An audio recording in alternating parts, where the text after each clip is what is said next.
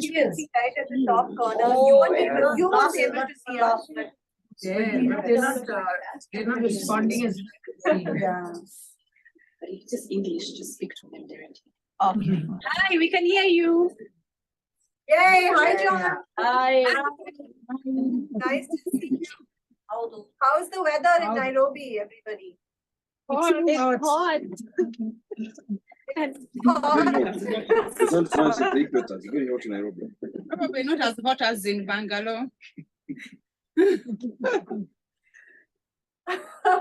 I don't know. Bangalore is a cool city, right, everybody? Yeah, cool in many ways. It's cool, but political climate is hot. Yeah.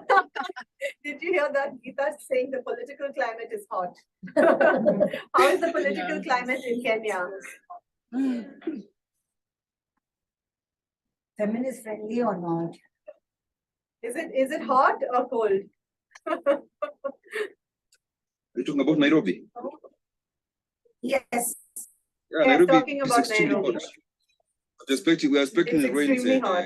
anytime from now. When it's so hot and so rain can come anytime. We're also Rain praying for can nation. come. We have prayed for the rain. We're waiting for Anyway, has to be answered. welcome everybody.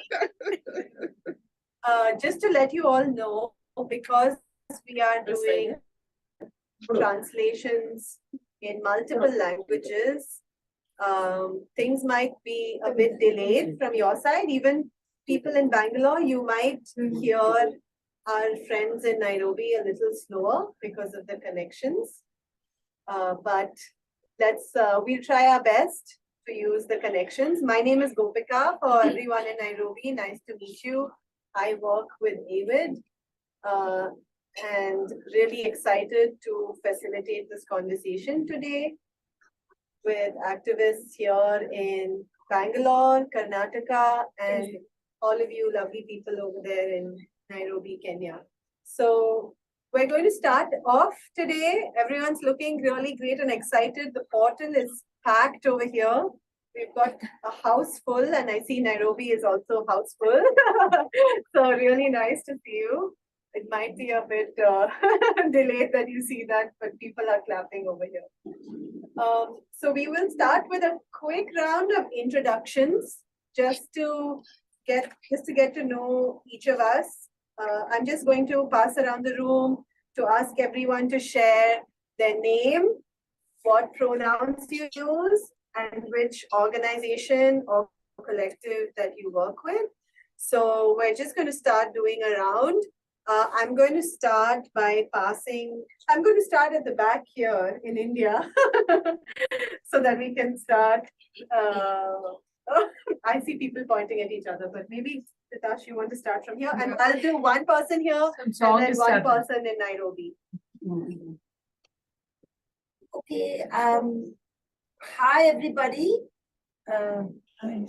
I know only one word in Swahili, Hakuna Matata. I'm Ritash. Okay. I'm Ritash. My pronouns are they and them. I'm asexual and gender fluid. I work with Solidarity Foundation. Okay. So lovely being here and happy International Working Women's Day to all. Okay, thanks, Ritash.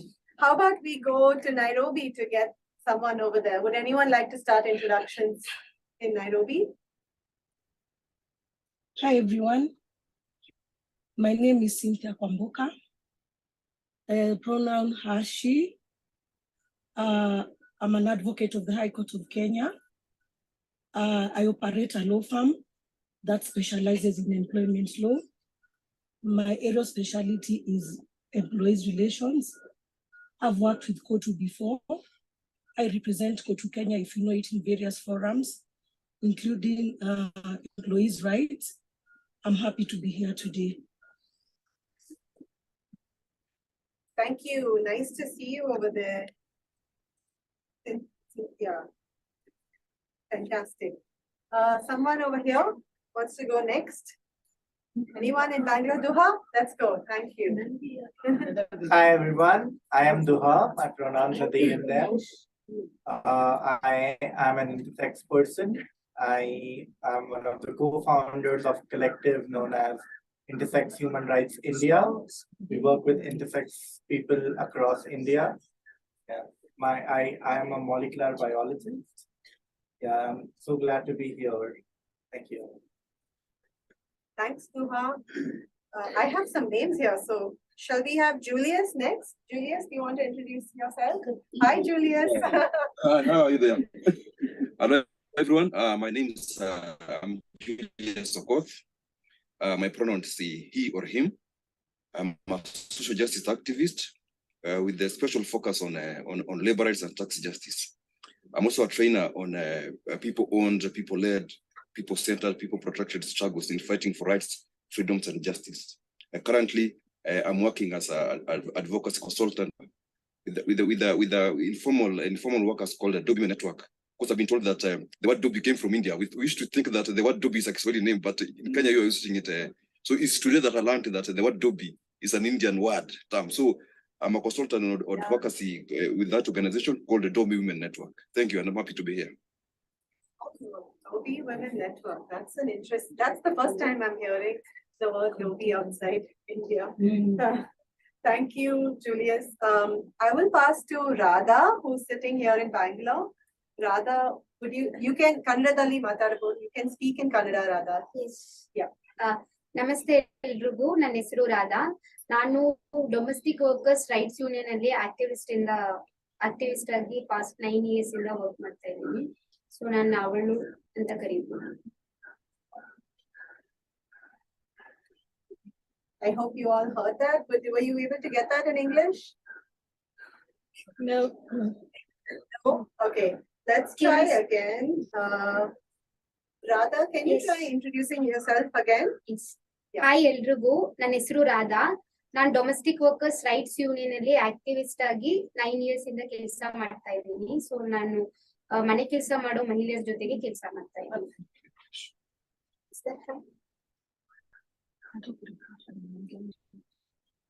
Yes, we were able to hear in English now. So we'll actually pass to someone. Yeah. We're going to pass to a few others who also speak in Kannada so that we can get everyone's introductions first. Kiran, would you like to introduce yourself? Yes. ಎಲ್ಲರಿಗೂ ನಮಸ್ಕಾರ. ನನ್ನ ಹೆಸರು Kiran Nayak.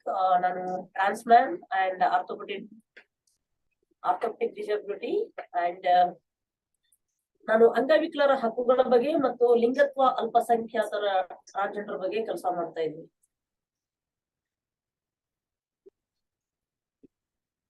Disability ವಿಕಲಾಂಗುಲ ಹಕ್ಕುಗಳ ಬಗ್ಗೆ ಕೆಲಸ ಮಾಡ್ತಾ ಇದ್ದೀನಿ.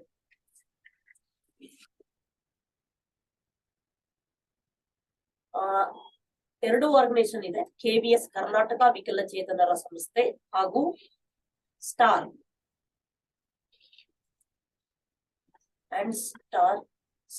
Society for transman action and rights. ಈ ಆರ್ಗನೈಸೇಷನ್ ನಲ್ಲಿ ಜನರಲ್ ಸೆಕ್ರೆಟರಿ ಆಗಿ ಕೆಲಸ ಮಾಡ್ತಾ ಇದ್ದೀನಿ.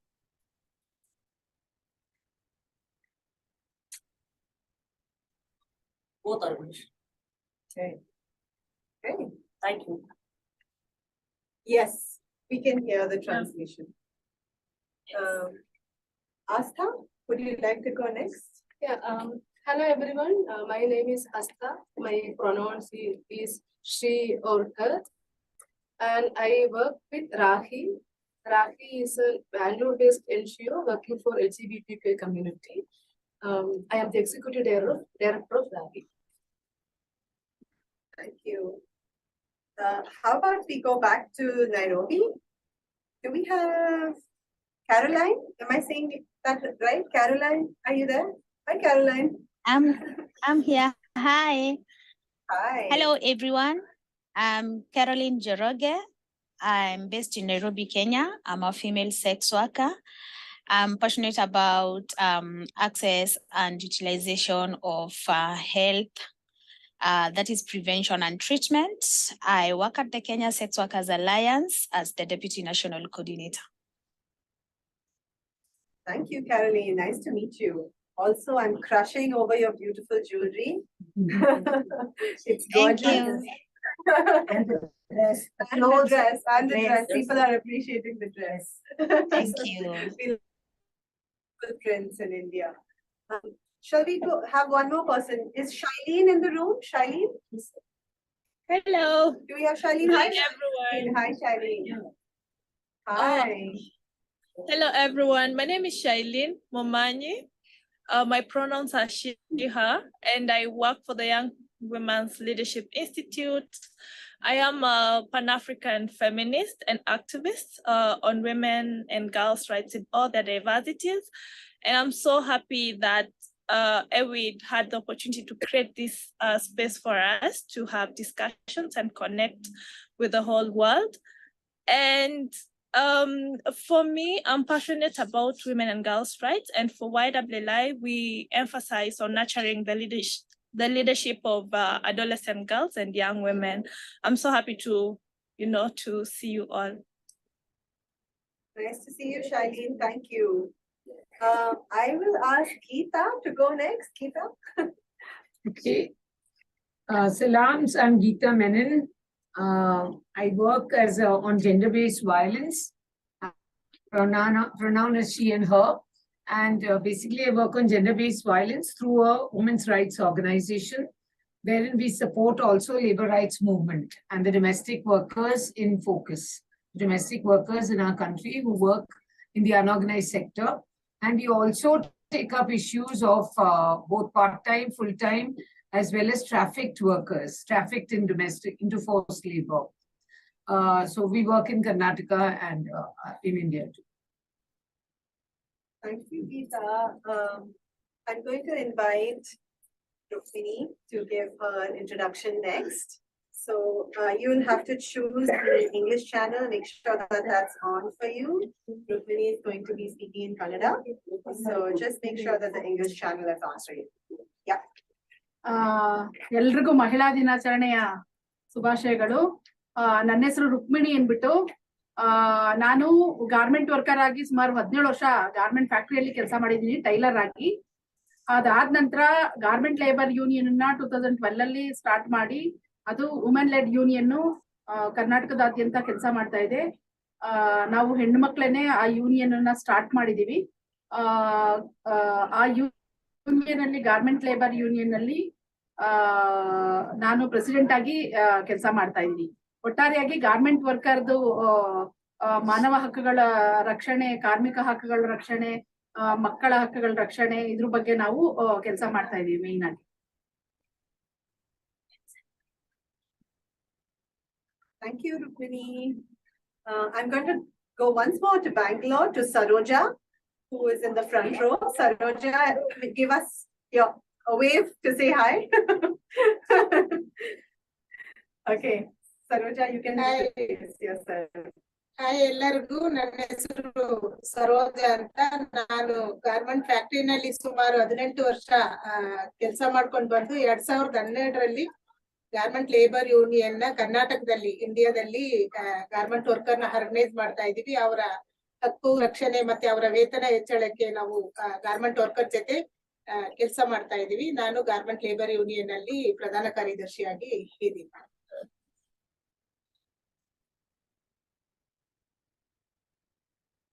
Thank you, Saroja. I think we can go over to Kenya once more. We have one person in the room who we haven't heard from. I think it's only one person. Is it Dina? Am I saying your name right, Dina? Yes. Yes, Dina. Yeah. Nice to see you, Dina. Thank you. My name is Dina Musindarezo. I'm an activist, a researcher, an advocate for women's rights and social justice in general. And I work with Womankind Worldwide, which is an international feminist organization based in the UK, supporting women's rights organizations in Southern and Eastern Africa and South Asia, and doing advocacy at a global level. I'm really happy to be here, so thank you for inviting me. Thank you. Thank you. And my pronouns is she, her. Thank you. Thank you, Dina. We have one more person in Bangalore, I think, who hasn't gone. Is it Nathan? Yeah. Yeah. Would you like to introduce yourself? Yeah. Hi all, my name is Nathan. I'm working with Rahi as a program associate. Yeah, that's my pronouns are he, him. Okay, I just will check one more time. Has everyone had a chance to introduce yourselves? It's just beautiful to see this room full of amazing activists. I wish we were all in the same room together, but it's pretty exciting to see you all in all your glory, in your full glory. So let's hope it's the next best thing. So today, as you know, the title of this session is Feminists Fight Back. And we have such a diverse group of people today that we thought we would start having this conversation across this portal with you. So just think of it as a dialogue. I might invite a few of you to say things in the first round just to get us started. But at any point, anyone in Bangalore and in Nairobi, I know it's a bit strange for the Bangalore people because you can't see me, I'm behind you. But just feel free to say anything that you want. Think of it as we are all sitting around a table and we're having a discussion. So this is an opportunity for each of us to hear from each other. It's not a formal UN CSW panel. So we want to make it a useful exchange for you. So I'm going to start us off with a question, and I'd love to hear from a few people, both in Bangalore and in Nairobi. One of the first things we were discussing when we talk about feminists fighting back is what are some of the key challenges and the threats that you and your groups face in organizing, either from particularly if we're talking about the state, but also I see a lot of groups working with in labor rights and across legal with legal advocacy, also from the private sector. So what are we would love to hear some reflections from your context, from everyone's context on the challenges and threats that you face in organizing. I'm going to do 2 rounds so that we get different viewpoints. I would love us to start maybe a few reflections from Julius from that side, followed by, we have the Garment Labor Union here. So Saroja, possibly, Geeta and Radha from the Domestic Workers' Rights Union. Cynthia, it would be great to hear from you in this round. So we'll do just a round with a few of all of your reflections together. Then we'll do another round, and then I think we can keep the conversation free-flowing after that. So how about we start with you, Julius, on the Nairobi side? If you could just give us a couple of minutes, 2-3 minutes of reflections of some of the key threats that you face and some of the challenges you face in your organizing work. Thank you, everyone, and thank you for giving me the opportunity. I'll start with the challenges that organizers face, and especially on the issue of labor rights. First of all, the way the system in Kenya has been structured, structural, the way it has been structured, labor laws, labor rights, that kind of things. It's so patriarchal in its nature. So that's the first problem that workers, especially, because there are 2 categories of workers in Kenya: those people working in formal and those working in informal. Especially myself, I'm trying to organize people working in informal sector where they don't have a right. They cannot even form a trade union where they can fight for their rights. So there's a problem. Even the way trade unions have been structured is very, very, very patriarchal indeed. And there is a way that people look down upon workers who work in wash clothes. They call them here in Kenya mamafu, and in India they're called dobi. People work day to day, they're getting an income daily by working small things. So there is a problem of organizing them. So the reason why I'm also trying to do what we call self-organizing, trying to bring them together so they can speak with one voice to have one power, because there is power in unity and number. So the problem that we have currently is the way the social structure that currently we have in terms of labor rights, how to register trade union, such kind of things. There's a difficulty in organizing. And sometimes, freedom of association and assembly sometimes can come difficult. So organizing a low cadre of workers is somehow difficult. But through self-organizing and self-sustaining movements, those movements can come up. So I think the first challenge is the way the structures has been organized. That's the first problem in Kenya. It's so patriarchal kind of structure. Thank you. Thank you for kicking us off, Julius. And I see a lot of nods here in Bangalore. People are nodding. So I'm going to give them a chance to step in. Maybe we can start with the Government Labour Union. Saroja, you can hear. Rukmini, maybe you can start and I will get some support for Saroja in terms of the translation. Rukmini, you can start. ಒಂದು ಏನಂತಂದ್ರೆ garment ಕಾರ್ಮಿಕರಿಗೆ ಕೆಲಸ ಮಾಡುವಾಗ ನಾನು ಒಬ್ಳು garment ಮಹಿಳೆ garment ಅಲ್ಲಿ ಕೆಲಸ ಮಾಡೋ ಒಂದು ವರ್ಕರ್ ಆಗಿ ಸಂಘಟನೆನ ಕಟ್ಟಬೇಕಾದ್ರೆ ಸಾಕಷ್ಟು ಚಾಲೆಂಜಸ್ ಗಳನ್ನ ನಾವು ಫೇಸ್ ಮಾಡ್ಕೊಂಡು ಬಂದಿದೀವಿ, ಥ್ರೆಟನ್ ಗಳನ್ನ ಫೇಸ್ ಮಾಡ್ಕೊಂಡು ಬಂದಿದೀವಿ. ಒಂದು ಮ್ಯಾನೇಜ್ಮೆಂಟ್ ಅವರು ಲೀಡರ್ಶಿಪ್ ತಗೊಂಡಾಗ ಒಬ್ಬ ಮಹಿಳೆ ಇಲ್ಲಿ ಪುರುಷ ಪ್ರಧಾನ ವ್ಯವಸ್ಥೆ ಒಳಗಡೆ ಹೆಂಗೆ ಅದನ್ನ ಒಡೆದಾಕ್ಬೇಕು, ಆ ಲೀಡರ್ಶಿಪ್ ನ ಹೆಂಗೆ ಒಡೆದಾಕ್ಬೇಕು ಅನ್ನೋಂಥದ್ದು ತುಂಬಾ ಸ್ಟ್ರಾಂಗ್ ಆಗಿ ಪ್ಲಾನ್ ಅನ್ನ ಮಾಡ್ತಾರೆ. ಲೋಕಲ್ ಜನನ ಯೂಸ್ ಮಾಡ್ತಾರೆ ನಮ್ಮ ಮೇಲೆ ಥ್ರೆಟನ್ ಮಾಡ್ಸಕ್ಕೆ. ಮನೆಗಳಲ್ಲಿ ನಮ್ಮ ಮನೆಗಳಲ್ಲಿ ಗಂಡಸ್ರನ್ನ ಕಾಂಟ್ಯಾಕ್ಟ್ ಮಾಡಿ ಅವ್ರ ಕಡೆಯಿಂದ ಪ್ರೆಸರ್ ಮಾಡೋ ಅಂತದ್ದು, ಮತ್ತೆ ನಮ್ಮ ಜೊತೆಲಿ ಕೆಲಸ ಮಾಡೋ ಅಂತವ್ರಿಗೆ ಬೇರೆ ಬೇರೆ ಆಪರ್ಚುನಿಟಿ ಕೊಡೋ ಅಂತದ್ದು, ನಮಗೇನೆ ನಿಮ್ಗೆ ಬೇರೆ ಆಪರ್ಚುನಿಟಿ ಕೊಡ್ತೀವಿ ನೀವು ಸಂಘಟನೆಗೆ ಹೋಗ್ಬೇಡಿ ಅಂತ ಹೇಳೋ ಅಂತದ್ದು. ಈ ತರದ್ದು ಸಾಕಷ್ಟುನ ನಾವು ಫೇಸ್ ಮಾಡ್ತಾ ಇದೀವಿ.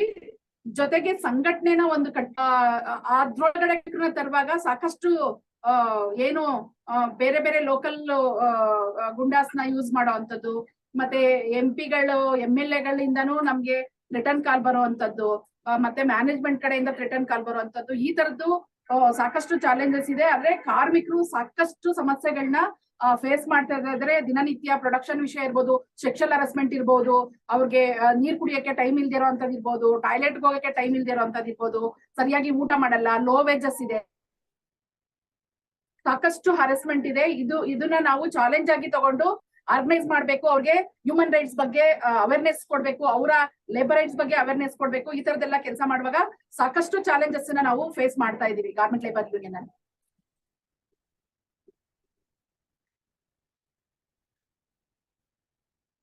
Thank you, Rukmini. We're just going to take a pause for a second. Yes, we can hear the translation, but we just need a second. Saroja, are you okay now? Okay, working?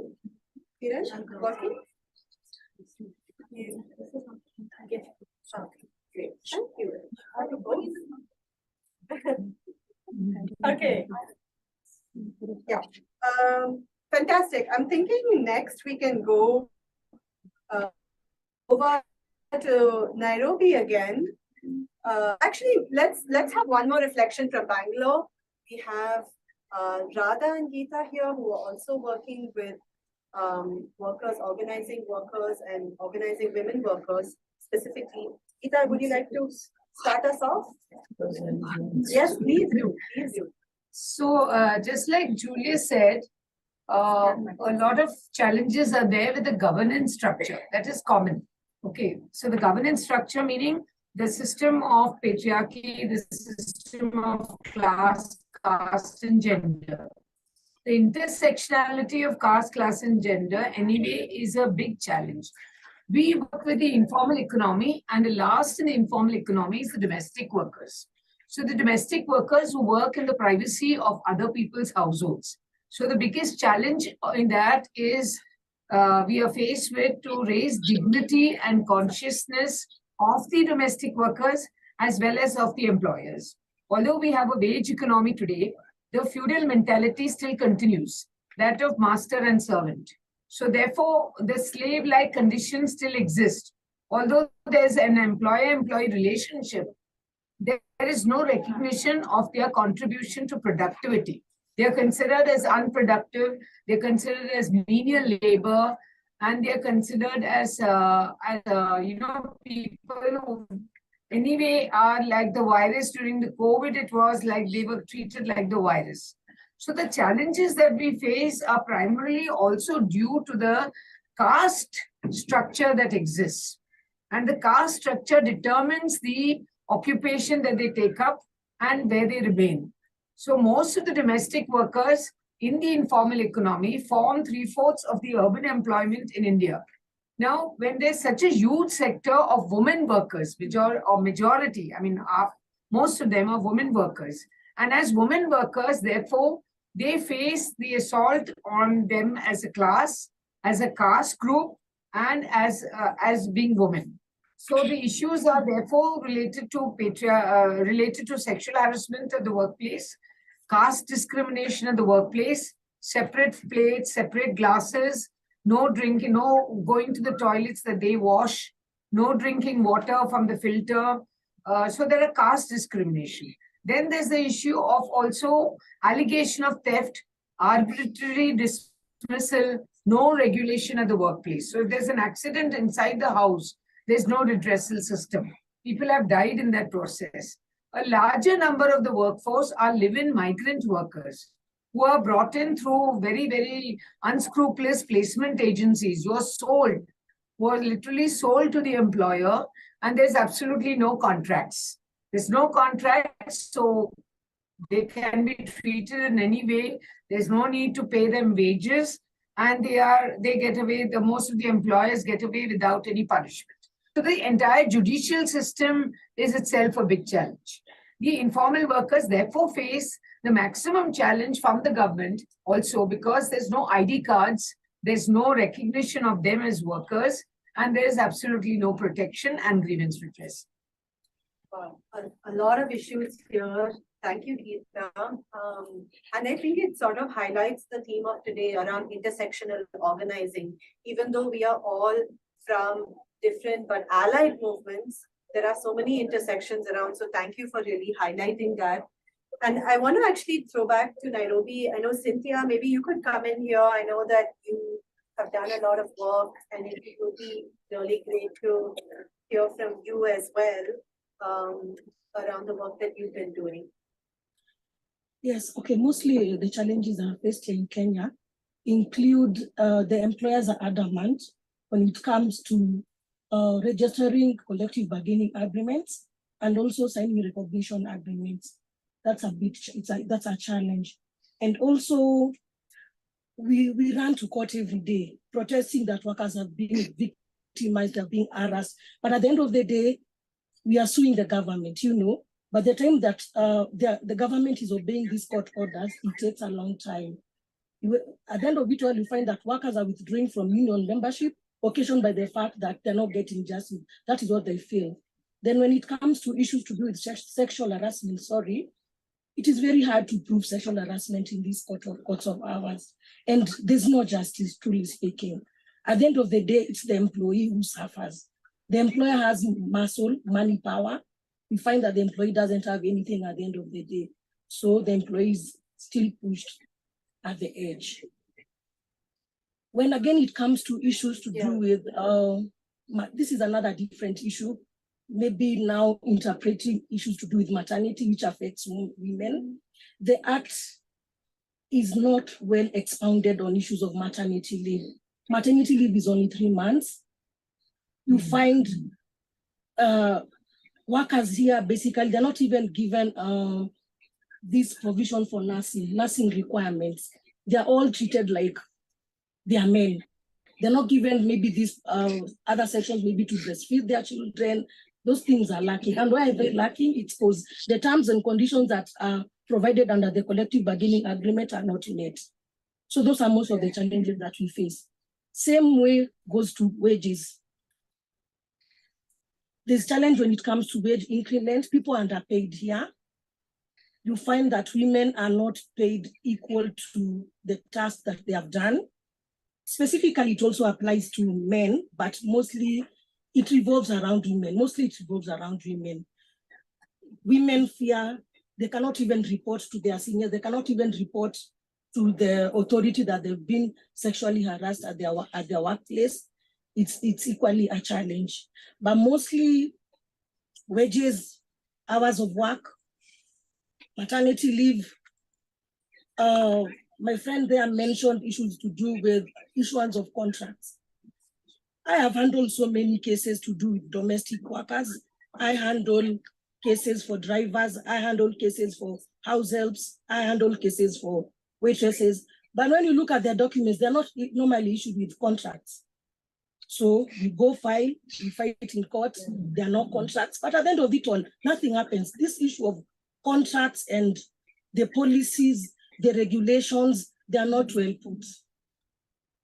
Just to say the least.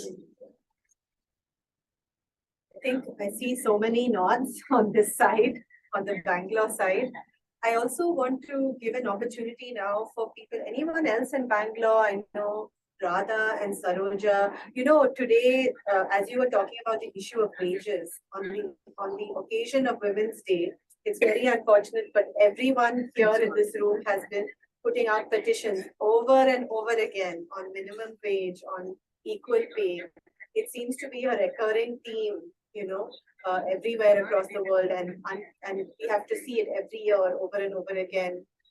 This wage theft basically happening for workers, women workers especially. So I want to invite Saroja and Radha, if you have any thoughts or reflections to share as well. Just to say that they'll be sharing in Kannada, so please make sure that your interpretation is on in English. And Saroja, you can go ahead whenever you're ready in Kannada.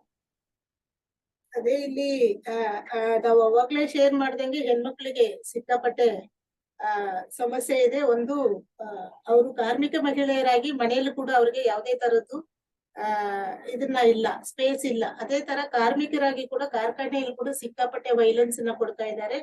ಅವ್ರಿಗೆ gender violence ಗಳು ಹಾಕ್ತಾ ಇರೋಂಥದ್ದು, ಅದರ ಜೊತೆಗೆ ಸಮಾನತೆ ಕೊಡಲ್ಲ. ಮತ್ತೆ ವೇತನ ಅಂತೂ ಈಗ ನಾವೇನ್ ಮಾತಾಡ್ತಾ ಇದ್ವಿ, ವೇತನ ಕರ್ನಾಟಕದಲ್ಲಿ ನೋಡಿದ್ರೆ ಮಿನಿಮಮ್ ವೇಜ್ ತುಂಬಾನೇ ಕಡಿಮೆ ಇದೆ. ಇಲ್ಲಿ ಏನ್ ಲಿವಿಂಗ್ ಕಾಸ್ಟ್ ಏನಿದೆ, ಇವಾಗ ಇರೋಂತ ಲಿವಿಂಗ್ ಕಾಸ್ಟ್ ಗೆ ಬದುಕಕ್ ಆಗೋದೇ ಇಲ್ಲ ಕಾರ್ಮಿಕರಿಗೆ. ಅಷ್ಟು ಲೆವೆಲ್ ಅಲ್ಲಿ ಅವ್ರದ್ದು ಒಂದು ವೇಜ್ ನ ಕಡಿಮೆ ಇದೆ. ಮತ್ತೆ ಎಷ್ಟೇ ಹೋರಾಟ ಮಾಡಿದ್ರು ಕೂಡ ಅದನ್ನ ಹೆಚ್ಚಳ ಮಾಡ್ಕೊಳಕ್ಕೆ ಆಗ್ತಾ ಇಲ್ಲ ನಮಗೆ. ಇದೊಂದು ವಿಪರ್ಯಾಸ ಆಗಿದೆ ಇಲ್ಲಿ ವೇಜಿಗೆ ಸಂಬಂಧಪಟ್ಟಂತೆ. ಮತ್ತೆ ಹೆಣ್ಮಕ್ಳು ಅಂತ ಇಲ್ಲಿ ತುಂಬಾ ಹೆಣ್ಮಕ್ಳನ್ನ ಕೆಲ್ಸದಲ್ಲಿ ಸಮಾನತೆ ಕೊಡಲ್ಲ, ವೇಜಲ್ಲಿ ಕೂಡ ಒಂದು ಸಮಾನತೆಯನ್ನ ಕೊಡ್ತಾ ಇಲ್ಲ. ಸರ್ಕಾರ ಕೂಡ ತುಂಬಾ ಒಂಥರ ನೆಗ್ಲೆಕ್ಟ್ ಮಾಡ್ತಾ ಇದ್ದಾರೆ ಅವ್ರನ್ನ. ಯಾಕೆಂದ್ರೆ ಅವರು ಇದು ಸೆಕೆಂಡ್ ದರ್ಜೆ ಕೆಲಸ ಅಂತ ಒಂದು ಸರ್ಕಾರ ಹೇಳ್ತಾ ಇದ್ದಾರೆ. ಸಪ್ಲೈಯರ್ಸ್ ಕೂಡ ಇವ್ರು ಮಹಿಳೆಯರು, ಇವ್ರಿಗೆ ಇಷ್ಟೇ ಸಂಬಳ ಸಾಕು, ಇದಕ್ಕಿಂತ ಮೇಲೆ ಏನ್ ಕೊಡ್ಬೇಕು ಅನ್ನೋದನ್ನ ಕೂಡ ನೋಡ್ತಾ ಇದ್ದಾರೆ. ಮತ್ತೆ ಅವರು ಏನ್ ಎಜುಕೇಶನ್ ಇಲ್ದೇ ಇರುವಂತವ್ರು, ಅನ್ಎಜುಕೇಟೆಡ್ ಆಗಿ ಅವ್ರಿಗೆ ತಿಂಗಳಿಗೆ 10,000 ಕೊಡ್ತಾ ಇರೋದೇ ದೊಡ್ಡದು ಅಂತ ಅವರು ತುಂಬಾ ಒಂಥರ ಕೀಳಾಗಿ ಮಾತಾಡ್ತಾ ಇದ್ದಾರೆ ಮಹಿಳೆಯರನ್ನ. ಈ ತರದ್ದು ಪರಿಸ್ಥಿತಿ ಇದೆ ಕಾರ್ಖಾನೆಯಲ್ಲಿ. ಮತ್ತೆ ಸಪ್ಲೈಯರ್ಸ್ ಗವರ್ಮೆಂಟ್ ಕೂಡ ಇಬ್ರು ಕೂಡ ಒಂದೇ ತರದ್ದು ಯೋಚನೆ ಮಾಡ್ತಾ ಇದ್ದಾರೆ. ಅವ್ರದ್ದು ಬಂಡವಾಳ ಅಷ್ಟೇ ಮುಖ್ಯವಾಗಿದೆ, ಇಲ್ಲಿ ಕಾರ್ಮಿಕರ ಬದುಕು ಮುಖ್ಯ ಆಗ್ತಿಲ್ಲ. ಕಾರ್ಮಿಕರು ಏನ್ ಕಷ್ಟ ಪಡ್ತಾ ಇದ್ದಾರೆ, ಮತ್ತೆ ಅದರಿಂದ ಎಷ್ಟು ಲಾಭ ಬರ್ತಾ ಇದೆ ಸಪ್ಲೈಯರ್ಸ್ಗೆ, ಮತ್ತೆ ಸರ್ಕಾರಕ್ಕೆ ಎಷ್ಟು ಕೊಡುಗೆ ಹೋಗ್ತಾ ಇದೆ, ಇದು ಎಲ್ಲಾನು ಕೂಡ ಇದೆ. ಆದ್ರೆ ಕಾರ್ಮಿಕರಿಗೆ ಮಾತ್ರ ಅದರಿಂದ ಯಾವುದೇ ತರದ್ದು ಬದುಕಕ್ಕೆ ಆಗುವಂತ ವೇತನ ಕೊಡ್ಬೇಕು ಅಂತ ಹೇಳಿ ಯಾವುದೇ ತರದ ಯೋಚನೆಯನ್ನ ಸಪ್ಲೈಯರ್ಸ್ ಆಗ್ಲಿ ಸರ್ಕಾರ ಆಗ್ಲಿ ಮಾಡಲ್ಲ. ಇದರ ಜೊತೆ ಬ್ರ್ಯಾಂಡ್ ಕೂಡ ಯಾರು ಆರ್ಡರ್ಗಳನ್ನ ಕೊಡ್ತಾ ಇದ್ದಾರೆ, ಬ್ರ್ಯಾಂಡ್ಗಳು ಕೂಡ ಇದ್ರ ಬಗ್ಗೆ ಯೋಚನೆ ಮಾಡಲ್ಲ. ಒಂದ್ ಕಡೆ ಬ್ರ್ಯಾಂಡ್ಗಳು ಕೂಡ ಯೋಚನೆ ಮಾಡಲ್ಲ, ಇನ್ನೊಂದ್ ಕಡೆ ಸಪ್ಲೈಯರ್ಸ್ ಕೂಡ ಯೋಚನೆ ಮಾಡಲ್ಲ, ಗೌರ್ಮೆಂಟ್ ಯೋಚನೆ ಮಾಡಲ್ಲ. ಎಲ್ಲಾ ತರದನ್ನು ಎಲ್ಲಾರಿಂದಾನು ವಂಚನೆಗೆ ಒಳಗಾಗ್ತಾ ಇರೋರು ಇವತ್ತು ಕಾರ್ಮಿಕರು ಮಾತ್ರ ಇದ್ದಾರೆ. ಅದ್ರಲ್ಲೂ ಮಹಿಳೆಯರು ಹೆಚ್ಚಿಂದ ಗಾರ್ಮೆಂಟ್ ಸೆಕ್ಟರ್ ಅಲ್ಲಿ ಇವತ್ತು 90% ದುಡಿತಾ ಇದ್ದಾರೆ. ಹಾಗಾಗಿ ತುಂಬಾ ವಂಚನೆಗೆ ಒಳಗಾಗ್ತಾ ಇರುವಂತವ್ರು ಹೆಣ್ಮಕ್ಳೇನೆ. ವೇಜ್ ಇರ್ಬೋದು, ತಾರತಮ್ಯ ಇರ್ಬೋದು, ಮತ್ತೆ ಒಳಗಡೆ ಕೆಲ್ಸನ ಹೆಚ್ಚಿನದಾಗಿ ಮಾಡಿಸೋ ಅಂತದ್ ಇರ್ಬೋದು, ಇದೆಲ್ಲಾ ತರದನ್ನು ಆಗ್ತಾ ಇದೆ. ಇದಕ್ ಸಾಕಷ್ಟು ನಾವು ಮನವಿಗಳನ್ನ ಸರ್ಕಾರಕ್ಕೆ ಕೊಟ್ಟಿದೀವಿ, ಮತ್ತೆ ಲೇಬರ್ ಮಿನಿಸ್ಟರ್ಗಳಿಗೆ ಕೊಟ್ಟಿದೀವಿ. ಬ್ರಾಂಡ್ ಜೊತೆ ಲಿವಿಂಗ್ ವೇಜ್ ನ ಹೈಕ್ ಮಾಡಕ್ಕೆ ಮಾತುಕತೆನೆ ಮಾಡ್ತಾ ಇದೀವಿ. ಆದ್ರೆ ಯಾವುದೇ ತರದ ಪ್ರಯೋಜನ ಇಲ್ಲಿ ಆಗ್ತಾ ಇಲ್ಲ.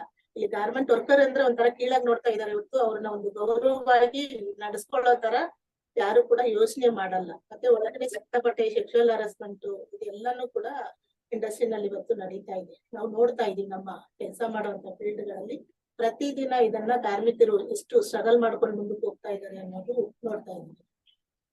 Thank you, Saroja. I think Saroja raised some really important issues and bringing up issues of sexual and gender-based violence as well in the workplace. And we're going to pass over to Radha as well for some reflections. Radha, you can speak. Almost Geetha sister ಎಲ್ಲಾ points ನ cover ಮಾಡಿದ್ದಾರೆ. But ಅದನ್ನ ಸೇರಿಸ್ಕೊಳ್ಳಕ್ಕೆ ಹೇಳ್ಬೇಕಾದ್ರೆ, ಒಂದು ಮನೆ ಕೆಲಸ ಮಾಡೋ ಸೆಕ್ಟರ್ ಅಲ್ಲಿ ಯಾರ್ ಕಾರ್ಮಿಕರಿದ್ದಾರೆ ಅದನ್ನ ಅವ್ರ ಕೆಲ್ಸ ಅಂತ ಒಪ್ಕೊಂಡು ಘನತೆಯಿಂದ ನೋಡೋದು ತುಂಬಾ ಚಾಲೆಂಜಸ್ ಆಗಿ ಕಾಣ್ತಾ ಇದೆ. ಯಾಕಂದ್ರೆ ಬಹುಪಾಲಿದ್ರಲ್ಲಿ ಹೆಣ್ಮಕ್ಳೇ ಕೆಲಸ ಮಾಡೋದ್ರಿಂದ ಎನಿವೆ ಅವ್ರ ಮನೆ ಒಳಗಡೆನೆ ಕೆಲಸ ಮಾಡ್ತಿದ್ದಾರೆ. ಸೊ ಮನೆಯಿಂದ ಆಚೆ ಬಂದು ಬೇರೆ ಯಾರ್ದೋ ಮನೇಲಿ ಕೆಲಸ ಮಾಡುವಾಗ ಅದನ್ನ ಅವ್ರ ಕೆಲಸ ಅಂತ ರೆಕಗ್ನೈಸ್ ಮಾಡ್ಲಿಕ್ಕೆ ಮಾಲೀಕರಿಂದನೂ ಕಷ್ಟ ಆಗ್ತಿದೆ, ಗೌರ್ಮೆಂಟ್ ಇಂದಾನು ಕಷ್ಟ ಆಗ್ತಿದೆ. ಸೊ ಇದ್ರಲ್ಲಿ part time, full time and living domestic workers ಇರೋದ್ರಿಂದ ಮನೆ ಒಳಗಡೆನೆ 24 ಗಂಟೆ ಯಾರು ಕೆಲಸ ಮಾಡ್ತಿದ್ದಾರೆ ಅವ್ರನ್ನ ಗುರುತಿಸ್ಬಿಟ್ಟು ಅವ್ರಿಗೆ ಸಂಬಳ ಸರಿಯಾಗಿ ಸಿಗ್ತಾ ಇದೆಯಾ ಅಥವಾ ಅವ್ರ ಮೇಲೆ ಸೆಕ್ಷುವಲ್ ಹರಾಸ್ಮೆಂಟ್ ಆಗ್ಬೋದು, ಇನ್ ಯಾವ್ದೋ ದೌರ್ಜನ್ಯಗಳಾದಾಗ ಅದು ಹೊರಗಡೆ ಬರ್ಲಿಕ್ಕೆ ತುಂಬಾ ಚಾಲೆಂಜಸ್ ಆಗಿ ಕಾಣ್ತಾ ಇದೆ. ಅಂಡ್ ಇದನ್ನ ಮುಂದುವರ್ಸ್ಕೊಂಡು ಹೋಗ್ಬೇಕಾದ್ರೆ ಇದರಿಂದ ಟ್ರಾಫಿಕಿಂಗ್ ಆಗೋದು ಭಾರತದಲ್ಲಿ ಜಾಸ್ತಿಯಾಗಿ ಕಾಣ್ತಾ ಇದೆ. ಸೊ ಇದರಿಂದ ಗುರುತಿಸುವಿಕೆ ಇಲ್ಲದೆ ಕಾರಣ ನಮ್ಗೆ ಸರ್ಕಾರದಿಂದ ಸಂಬಳದ್ದು ಸಮಸ್ಯೆ ಆಗ್ತಿದೆ. ಅಂಡ್ ಮಾಲೀಕರು ಮತ್ತೆ ಕಾರ್ಮಿಕರು ಯಾರಿದ್ದಾರೆ ತುಂಬಾ ವೈಯಕ್ತಿಕ ಸಮಸ್ಯೆ ಇರುವುದರಿಂದ ಅಥವಾ ಯಾರ್ದೋ ಮನೆ ಒಳಗಡೆ ಹೋಗಿ ಕೆಲಸ ಮಾಡೋದ್ರಿಂದ ಸೊ ಸಂಬಳನ ಹೇಗ್ ಫಿಕ್ಸ್ ಮಾಡ್ಬೇಕು ಅನ್ನೋದು ತುಂಬಾ ದೊಡ್ಡ ಚಾಲೆಂಜಸ್ ಆಗ್ತಿದೆ. ಅಂಡ್ ಈ ಸಂಬಳನ ಮುಂದುವರ್ಸ್ಕೊಳ್ಬೇಕಾದ್ರೆ ನಮ್ದು ಮಂಗಳೂರು ಮತ್ತೆ ಬೆಳಗಾಂನಲ್ಲಿ ಇರೋದ್ರಿಂದ ಅಲ್ಲಿ ಸಂಬಳ ಇನ್ನು ತೀರಾ ಕಡಿಮೆ ಮಟ್ಟದಿದೆ. Thank you. Thanks, Radha. Just one more reflection here from Geeta on the issue of wage, which she wanted to add. There is this reflection because it's very important. It's happening today. It's the injustice of what is happening today. The wage theft that we talk about, the wages for the informal sector as well as mainly for the domestic workers. There is no basic wage decided by the central government. The state governments, it's left to them to arbitrarily fix without any study being done, without any focus on their consumption patterns. It is just arbitrarily fixed. So there's a whole lot of tasks that are being done for very basic minimum wages, which do not fit into their lives and therefore they cannot spend as much. I'm just bringing this up because also there's a lot of wage theft because the wages that they're supposed to pay, they don't pay. And there's no one to monitor it. So there's a lot of gaps in the amount of wages that they should actually receive. Recently, there is a rural development program which is called Manrega, which was meant to provide seasonal employment for the rural poor, so that the women, especially the women, do not have to migrate in times of drought or when their lands are not there or when they don't have jobs in the city and the jobs in the rural areas. So the men mostly migrate easily to the urban areas for work, but the women were left behind in the rural areas to find themselves, to live by themselves and look after their children. So the government, not the government, but activists actually fought for a job program, work program, and it was implemented in many parts, rural parts of India. This is called the Manrega program, that is the National Rural Employment Guarantee Scheme. Now, this was going on quite well, even though there are lots of gender gaps in it. But there is a mate who's a supervisor who's a female. So there are a lot of relationships that have changed over the years. Today, what has happened is, why I'm mentioning this is because you all also are aware of all this. That is, with the advent of technology, we are thinking that it may become easier, work may become easier. But with the advent of technology, especially in this Manrega works, what has happened is that now the government and the contractors are saying that you must update your attendance on the app. If you don't update your attendance on the app, you will not be paid wages.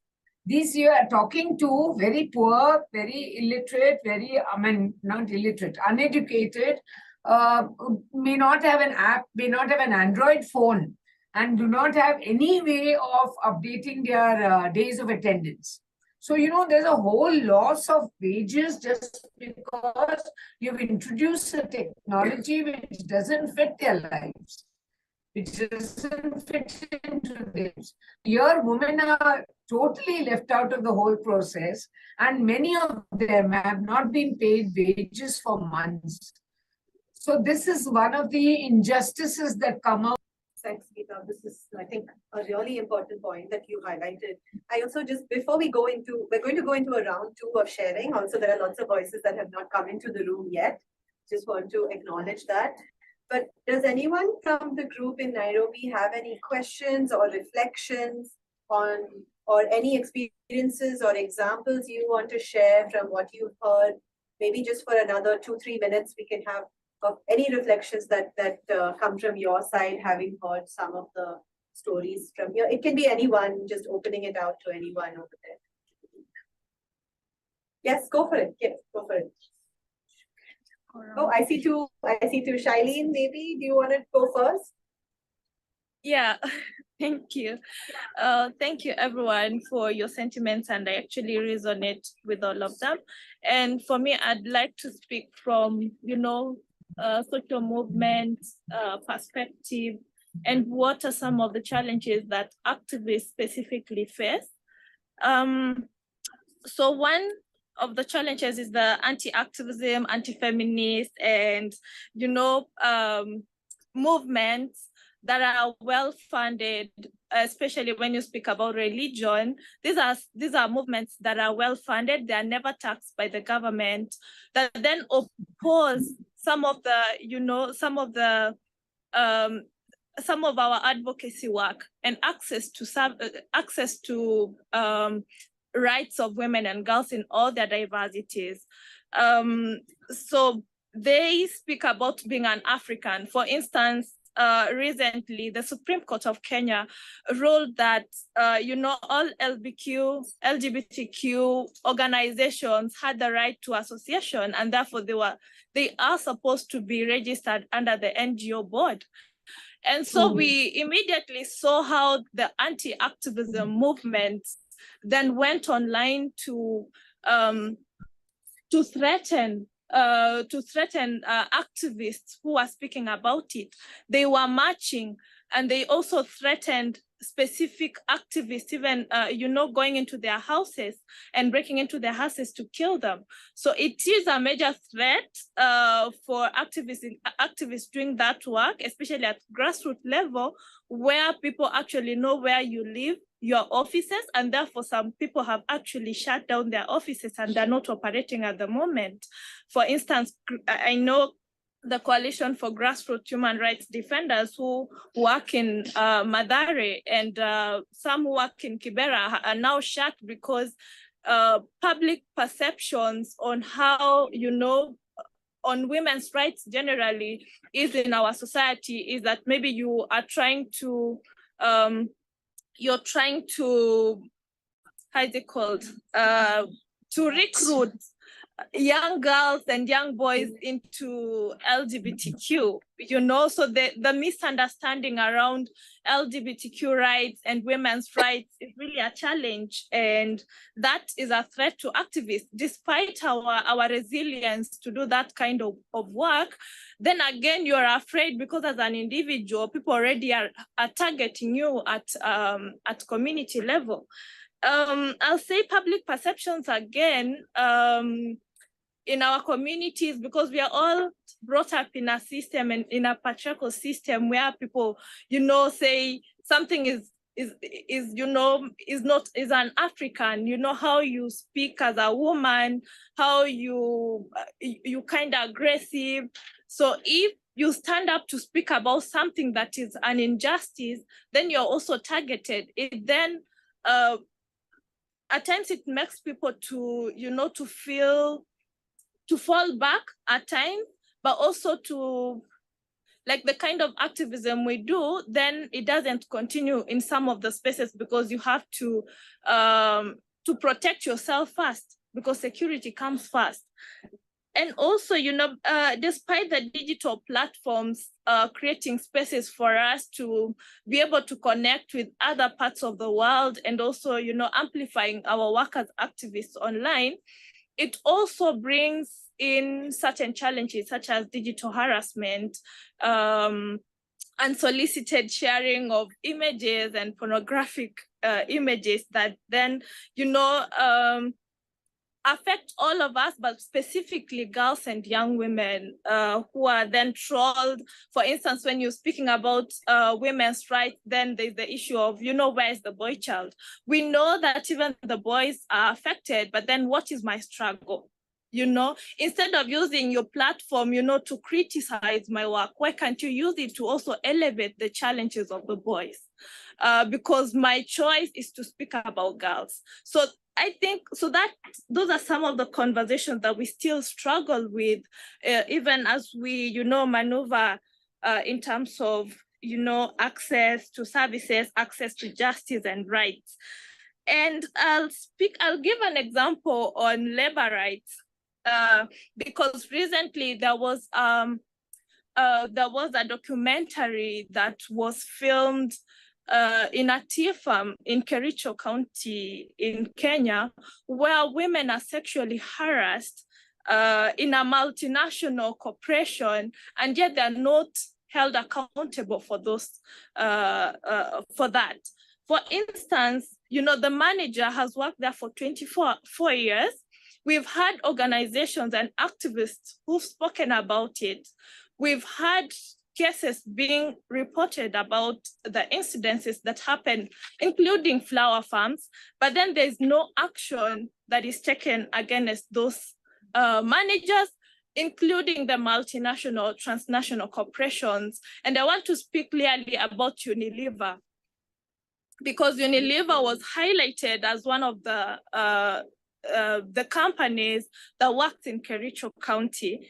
And I remember the UN Women helped them to develop a sexual harassment policy. And during orientation of the people who work there, they are told that there's a sexual harassment policy that you need to, if you're sexually harassed, then you need to report to someone. And this is the person in charge. But then we don't see that happening. Women are being harassed. There's transmission of diseases within the farm, include, HIV and AIDS. And there's no proper, support. And even with the documentary coming out, then we are still worried whether those women really are safe, So all these challenges really also, at times they are disgusting and they are discouraging when it comes to doing our work. But I think with resilience and just keeping on with the advocacy, we really, we hope that there will be change at the end of it. Yeah. Thank you, Shailene. Sending you our strength and solidarity for your struggles from here. We can feel the passion. We send solidarity and strength to you.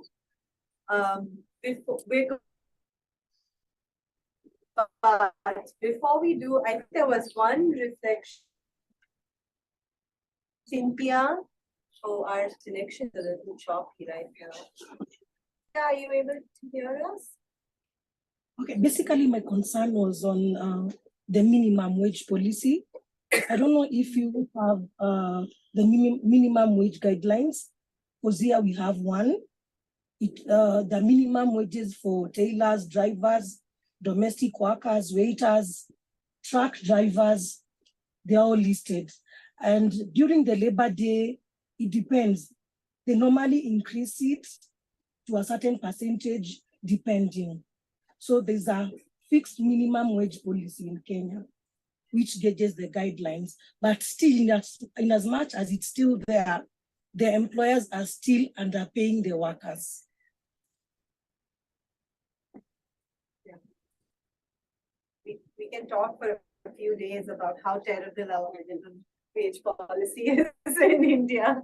But we're right at here we're at a short break.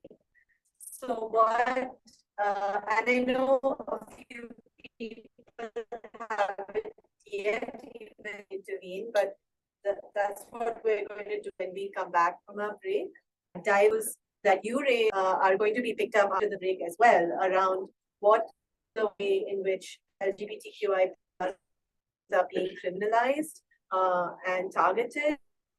And also, I think the way you connected that to broader issues around labor and labor rights is also extremely important.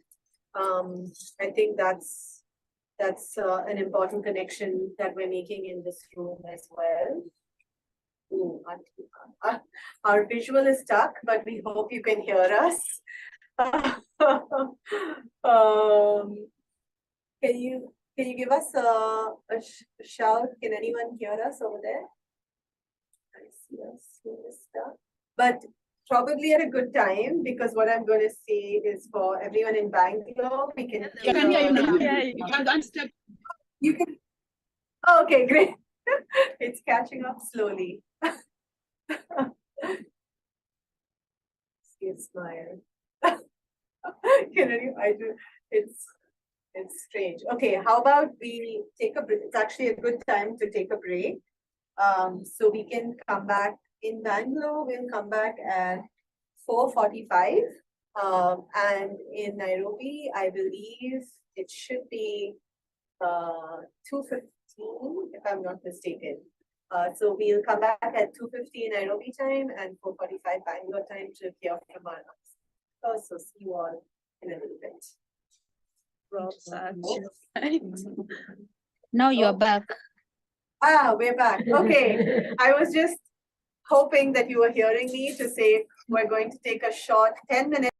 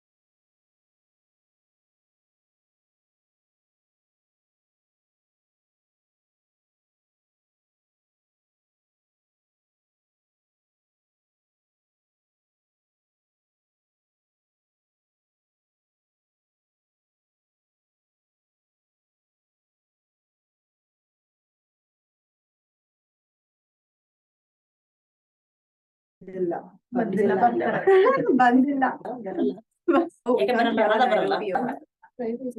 I don't know if we can't hear them. Oh, I'm on my Kannada channel, that's right. We can't hear you over in Nairobi.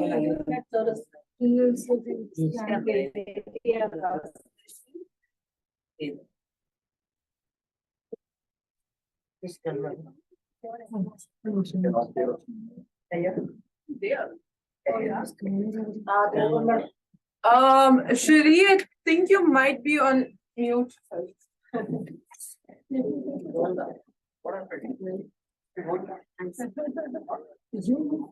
Yeah, I have. Thank you for checking. Oh, Wi-Fi off agide. Wi-Fi off. Shri, your portal is on mute. You will have to unmute yourselves. Can one of you call Shri and tell her that you are on mute? Yes. Okay. Yeah. Yay, bye-bye. Click check on the Wi-Fi. Oh, where is my piece of important piece of paper?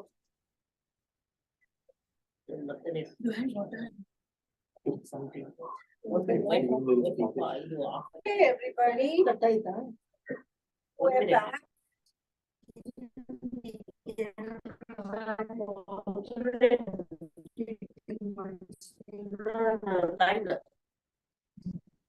Some people took longer for coffee.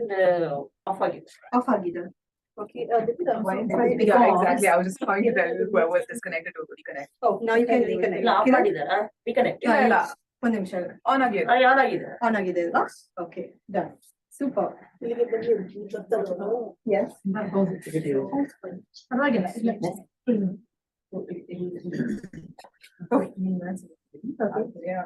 Okay. Please just like call me and just tell me and I'll just take it out for like 5 minutes. Okay, sounds good. Okay. How's everybody doing? Did you get some coffee, some tea, some water? Yes.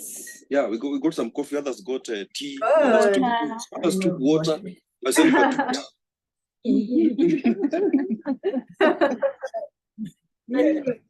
Awesome, great. Okay, so we're going to come back. We only have about 40 minutes left for our session. Imagine. Got some. But we thought we would do now a second round of discussions around some examples, and maybe in this round we can also think about some of the learnings and some of the things that we think y'all would find useful to your movements, and maybe you could also in your sharing share some of the strategies that have worked for you.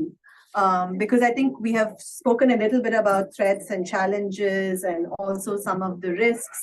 And, you know, unsurprisingly, I was talking to, Geeta was talking to me in the break saying, we often have similar challenges. It's kind of depressingly sad to see that we're all facing the same challenges. We're raising them at different levels, and we still continue to face those. So how can we learn from each other? How can we also share strategies? So I'm going to invite another round of reflection. This particularly, I think from folks who haven't spoken yet on this side as well as there. I know you haven't had a chance to speak as well, Caroline, so we'll also come to you. But I want to start actually here in Bangalore. Possibly, Duha, if I can invite you to share from your context some of the risks and challenges you face, both from the state and from even the private sector, and also some of the learnings you've had that could, listening to all of the discussions we've had so far. So Duha, over to you. Thank you. Hello, everyone.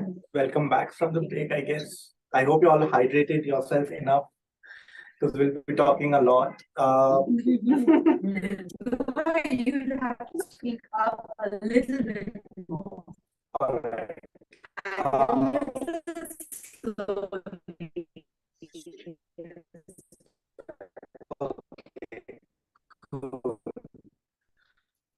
So I think one of the key important threats that I feel that are with LGBTQIA plus spaces in terms of disability, in terms of expenditure and cost, because we have a lot of spaces around us, but how many of them are really accessible to us? How many of them are of cheaper or free access, really, or how many spaces do we have around us that offer a ramp or a lift or have entrances that are disabled friendly or disabled meant for disabled people.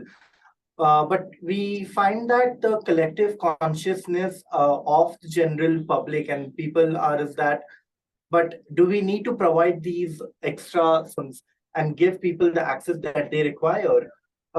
Having spoken about that, getting people together and community engagement is another threat or a challenge that I see within queer spaces and queer movements is because of not having enough and adequate community engagement and people around us. We have lack of volunteers, which leads to the lack of funders or fundraisers or people wanting to come and fund spaces, and which kind of leads to invisibilization and erasure of queer spaces and narratives. This particularly happens with the intersex movement here in India. We do not have enough representation. We do not have enough members to come and speak about their experiences, mostly because of lack of support spaces, support systems, more rather, some things to sort of fall back and depend onto. And also, as folks in Nairobi mentioned about, anti-activist views and threats that they face and people knowing their addresses. Here, also in India, we face similar challenges and threats of, anti-queer activists knowing addresses. And in the technology era that we are right now, finding addresses is no hard task. A simple Google search usually does give out a lot of information about the person as well. So my key takeaway and reflections were mostly that a lot of this is very structural based. So policies and structure, everything is linked to the lawmakers and policymakers who are not from our community. So, and the community that we represent and the community that we are from. So it is important that we do have, representation there. But then the question that I would like to open to the room is how much representation is enough and how much diversity is enough? And can that ever save us? And who, in the end, whose community is it and what community is it? Yeah, thank you. Big questions for us, Duha. I think it's very important. Actually, I'll throw it over there. Dina, I wonder, do you want to come in, or Caroline, do you want to? I think that question is a big one. Whose community is it? Will representation matter? Have you been thinking about any of these issues in your work at Womankind? Maybe some examples from there? Yeah, no, thanks. Yeah, for sure. When I was thinking about what to talk about in this discussion, so from where I sit, I'm definitely not a frontline worker in terms of working on the ground, but because Womankind is an international organization, but we work specifically with movements, with feminist movements in the global south.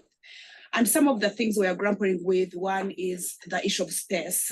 So who accesses the space, but also how is the space organized in a way that feminists from different diversities, from different communities feel comfortable and feel supported to effectively participate and really put the issues on the agenda, as opposed to take the box exercise of consultation. And I think that's an issue when we also talk about engagement in CSW. So some of the issues that we see is the fact that, accessing the space is difficult in itself for different reasons, whether it is visa issues, whether it is issues of funding, that we know that feminist movements are critically underfunded, despite the fact that we know that all the gains we have in gender equality is because of the work of the feminist organizations and activists and intersex, trans and queer movements that actually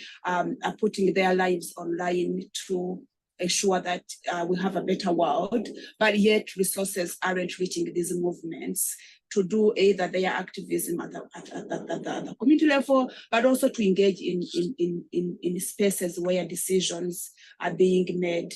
I think it is really important to remember that oftentimes decisions that are being made at the international level are also influencing what happens at the country level, what happens at the local level, and oftentimes those decisions are made by old white men that actually don't have connection with the realities of the issues affecting the people that we're talking about.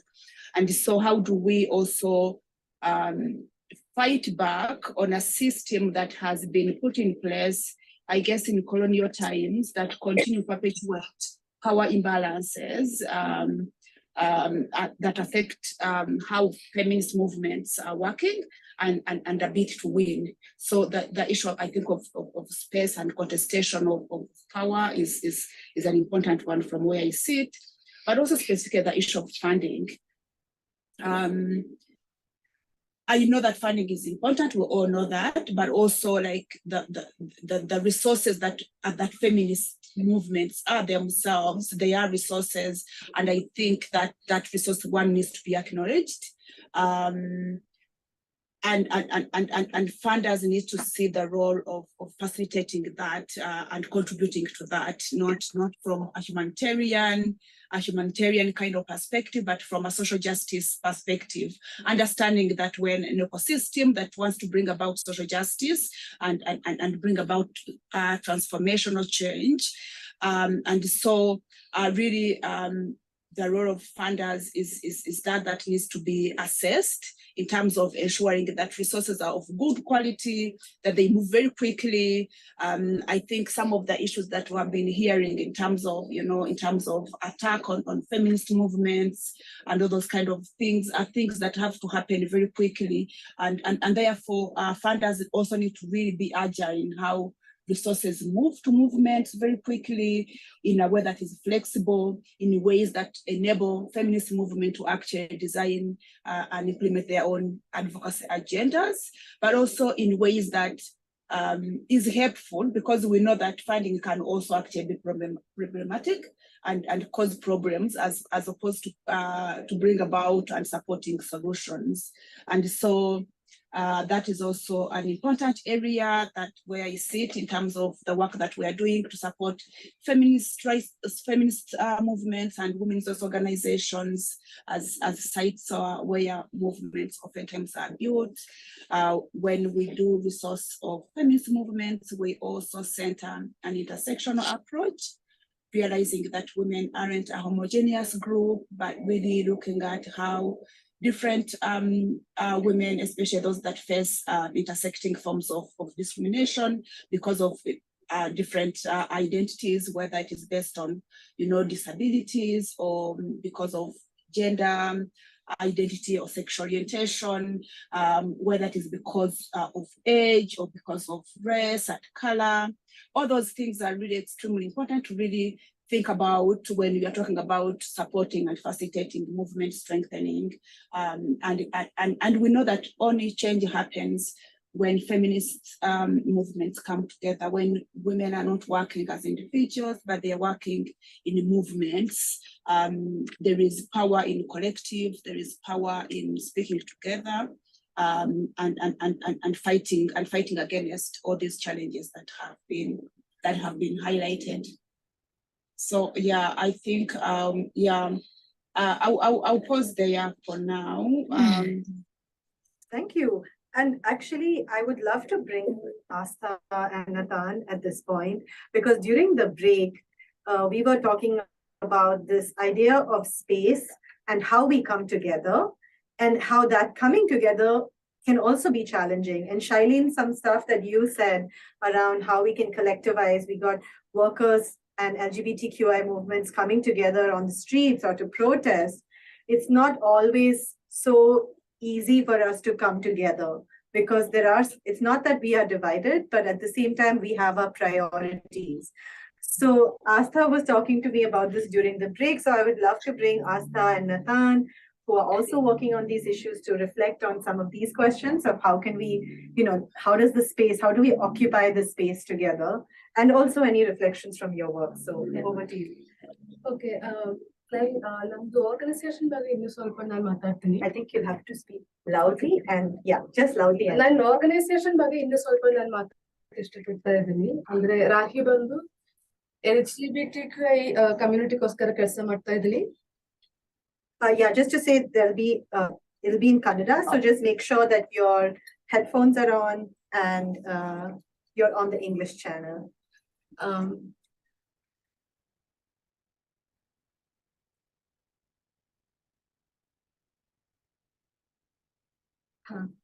So ನಾವು LGBTQ ಕಮ್ಯುನಿಟಿಗೆ ಕೆಲಸ ಮಾಡ್ತಾ ಇದ್ದೀವಿ, but with a specific focus on persons assigned female at birth.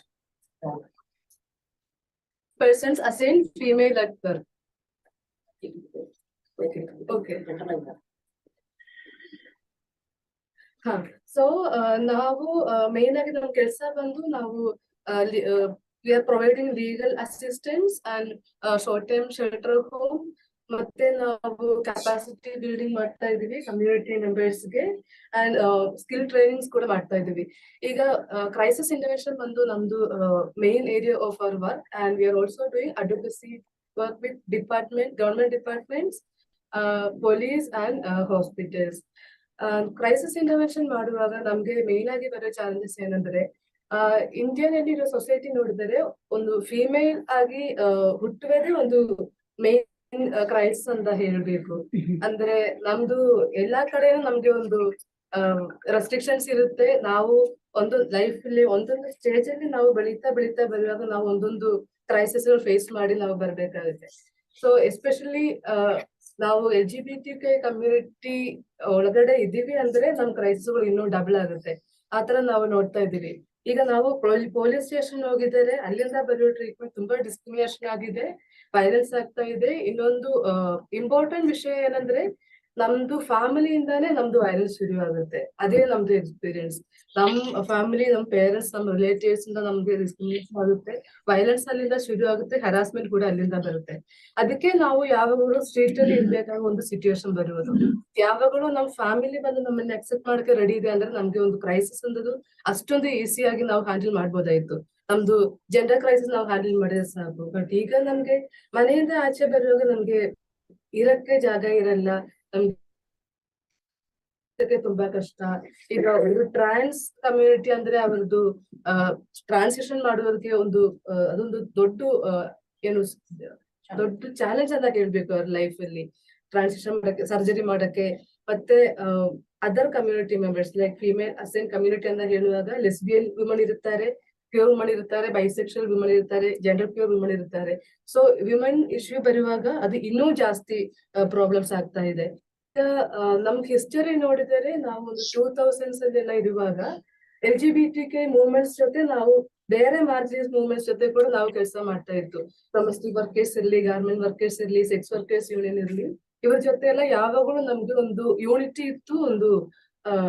ಒಂದು problem ಇದ್ರೆ, ಒಂದು protest ನಡೀತಾ ಇದ್ರೆ ನಾವು ಎಲ್ಲಾರು ಒಂದೇ ಕಡೆ ಬರ್ತಾ ಇತ್ತು. ಬಟ್ ಈ ಒಂದು ಟೈಮ್ ಅಲ್ಲಿ ಅದು ಸ್ವಲ್ಪ ಕಮ್ಮಿ ಆಗ್ತಾ ಇದೆ. ಸೊ ನಾನ್ ಹೇಳ್ತಾ ಇರೋದು, ನಾವು ತಿರ್ಗಾ ಆ ಒಂದು ನಮ್ಮ ಮಧ್ಯದಲ್ಲಿ ಆ ಒಂದು ಯೂನಿಟಿ, ಆ ಒಂದು ಕ್ಲೋಸ್ ಆಗಿ ನಾವು ಕೆಲಸ ಮಾಡ್ಬೇಕು. ಒಬ್ರಿಗೆ ಒಂದು ಪ್ರಾಬ್ಲಮ್ ಬಂದ್ರೆ ಇನ್ನೊಬ್ರು ಕೂಡ ಅದಕ್ಕೆ ಫೈಟ್ ಮಾಡ್ಬೇಕು. ಸೊ ಹಂಗಿರುವಾಗ ಮಾತ್ರ, ಎಸ್ಪೆಷಲಿ ಇವತ್ತು ಇರೋ ಸಿಚುವೇಶನ್ ಅಲ್ಲಿ ನಮ್ಗೆ ಗೊತ್ತಿದೆ, ನಮ್ದು ಇಂಡಿಯಾದಲ್ಲಿ ಸೊಸೈಟಿ ಇನ್ನೂ ವೇಸ್ಟ್ ಆಗ್ತಾ ಇದೆ. ನಮ್ ಪಾರ್ಟಿ ಪೊಲಿಟಿಕ್ಸ್ ನೋಡಿದ್ರೆ ನಮ್ಗೆ ಕ್ರೈಸಿಸ್ ಜಾಸ್ತಿ ಆಗ್ತಾ ಇದೆ. ಸೊ ಈ ಒಂದು ಸಿಚುವೇಶನ್ ನಾವು ಎಲ್ಲಾರು ಒಟ್ಟಿಗೆ ಫೈಟ್ ಮಾಡಿದ್ರೆ ಮಾತ್ರ ನಮ್ ಕಮ್ಯುನಿಟಿದು ಇಶ್ಯೂಸ್ ನಮ್ಗೆ ಹ್ಯಾಂಡಲ್ ಮಾಡಕ್ಕಾಗುತ್ತೆ ಅಂತ ನನ್ಗೆ ಅನಿಸ್ತಾ ಇದೆ. ಅದೇ ಅಷ್ಟ ಹೇಳಿರ್ತಾರ, ಇದು ಒಂದ್ ಪರ್ಸನ್ಗೆ ಒಂದು ಐಡೆಂಟಿಟಿ ಇಲ್ಲ. ಹೌದು, ಒಂದ್ ಪರ್ಸನ್ಗೆ ಒಂದು ಐಡೆಂಟಿಟಿ ಇಲ್ಲ, ಮಲ್ಟಿಪಲ್ ಐಡೆಂಟಿಟೀಸ್ ಇದ್ವೆ. ಒಂದ್ ಟ್ರಾನ್ಸ್ ಪರ್ಸನ್ ಮೇ ಬಿ ಅವರು ಒಂದು ಕಾಸ್ಟ್ ಅಲ್ಲಿ ಅವ್ರು ಮಾರ್ಜಿನಲೈಸ್ ಆಗಿರ್ಬೋದು. ಆತರ ಬೇರೆ ಬೇರೆ ಐಡೆಂಟಿಟೀಸ್ ಒಬ್ರಿಗೆ ಇರುತ್ತೆ. ಸೊ ನಾವು ಒಟ್ಟಿಗೆ ಇದನ್ನ ಮುಂಚೆ ಕೆಲಸ ಮಾಡಿದ್ರೆ ನಮ್ಗೆ ಇನ್ನೂ ಬೆನಿಫಿಟ್ ಜಾಸ್ತಿ ಆಗುತ್ತೆ. ಅದಾದ್ಮೇಲೆ ಈ ತರ ಮಾರ್ಜಿನಲೈಸ್ ಕಮ್ಯುನಿಟೀಸ್ ಎಲ್ಲ ಸೇರಿ ಕೆಲಸ ಮಾಡಿದ್ರೆ ಸ್ವಲ್ಪ ನಮ್ಗೆ ಏನಾದ್ರೂ ಸ್ಟೇಟ್ ಇಂದ ಗವರ್ಮೆಂಟ್ ಇಂದ ಏನಾದ್ರೂ ಬೆನಿಫಿಟ್ಸ್ ಇಲ್ಲ ಅಂದ್ರೆ ಸ್ವಲ್ಪ ಇದು ಸಿಕ್ಕುತ್ತೆ, ರೈಟ್ ಸಿಕ್ಕುತ್ತೆ. ಈಗ ನಮ್ದು ದೊಡ್ಡ ಚಾಲೆಂಜ್ ಬಂದ್ಬಿಟ್ಟು ನಾವು ಕ್ರೈಸಿಸ್ ಮಾಡುವಾಗ ಇಲ್ಲಾಂದ್ರೆ ಅಡ್ವೊಕಸಿ ವಿತ್ ಸ್ಟೇಟ್ ಮಾಡುವಾಗ ನಮ್ಗೆ ಆಕ್ಸೆಸ್ ಅಷ್ಟೊಂದು ಇಲ್ಲ. ಗವರ್ಮೆಂಟ್ ಜೊತೆ ನಾವು ಒಂದು MLA ನೇ ಮೀಟ್ ಮಾಡಕ್ಕೆ, ಒಂದು ಪೊಲೀಸ್ ಆಫೀಸರ್ನ ಮೀಟ್ ಮಾಡಕ್ಕೆ, ನಾವು ಡೈರೆಕ್ಟ್ ಹೋಗಿ ಮಾತಾಡಕ್ಕೆ ಇಲ್ಲ ಮೀಟ್ ಮಾಡಕ್ಕೆ ಆಗೋದಿಲ್ಲ, ಆಗ್ತಾ ಇಲ್ಲ ಈಗ. ಸೊ ನಾವು ತುಂಬಾ ಕೆಲಸ, ಇನ್ನೊಂದು ಮೂವ್ಮೆಂಟ್ಸ್ ಜೊತೆ ಎಲ್ಲ ಅವ್ರ ಜೊತೆ ಎಲ್ಲ ಕೆಲಸ ಮಾಡಿನೇ ಇವ್ರ ಜೊತೆ ಆಕ್ಸೆಸ್ ಮಾಡಕ್ ಆಗುತ್ತೆ.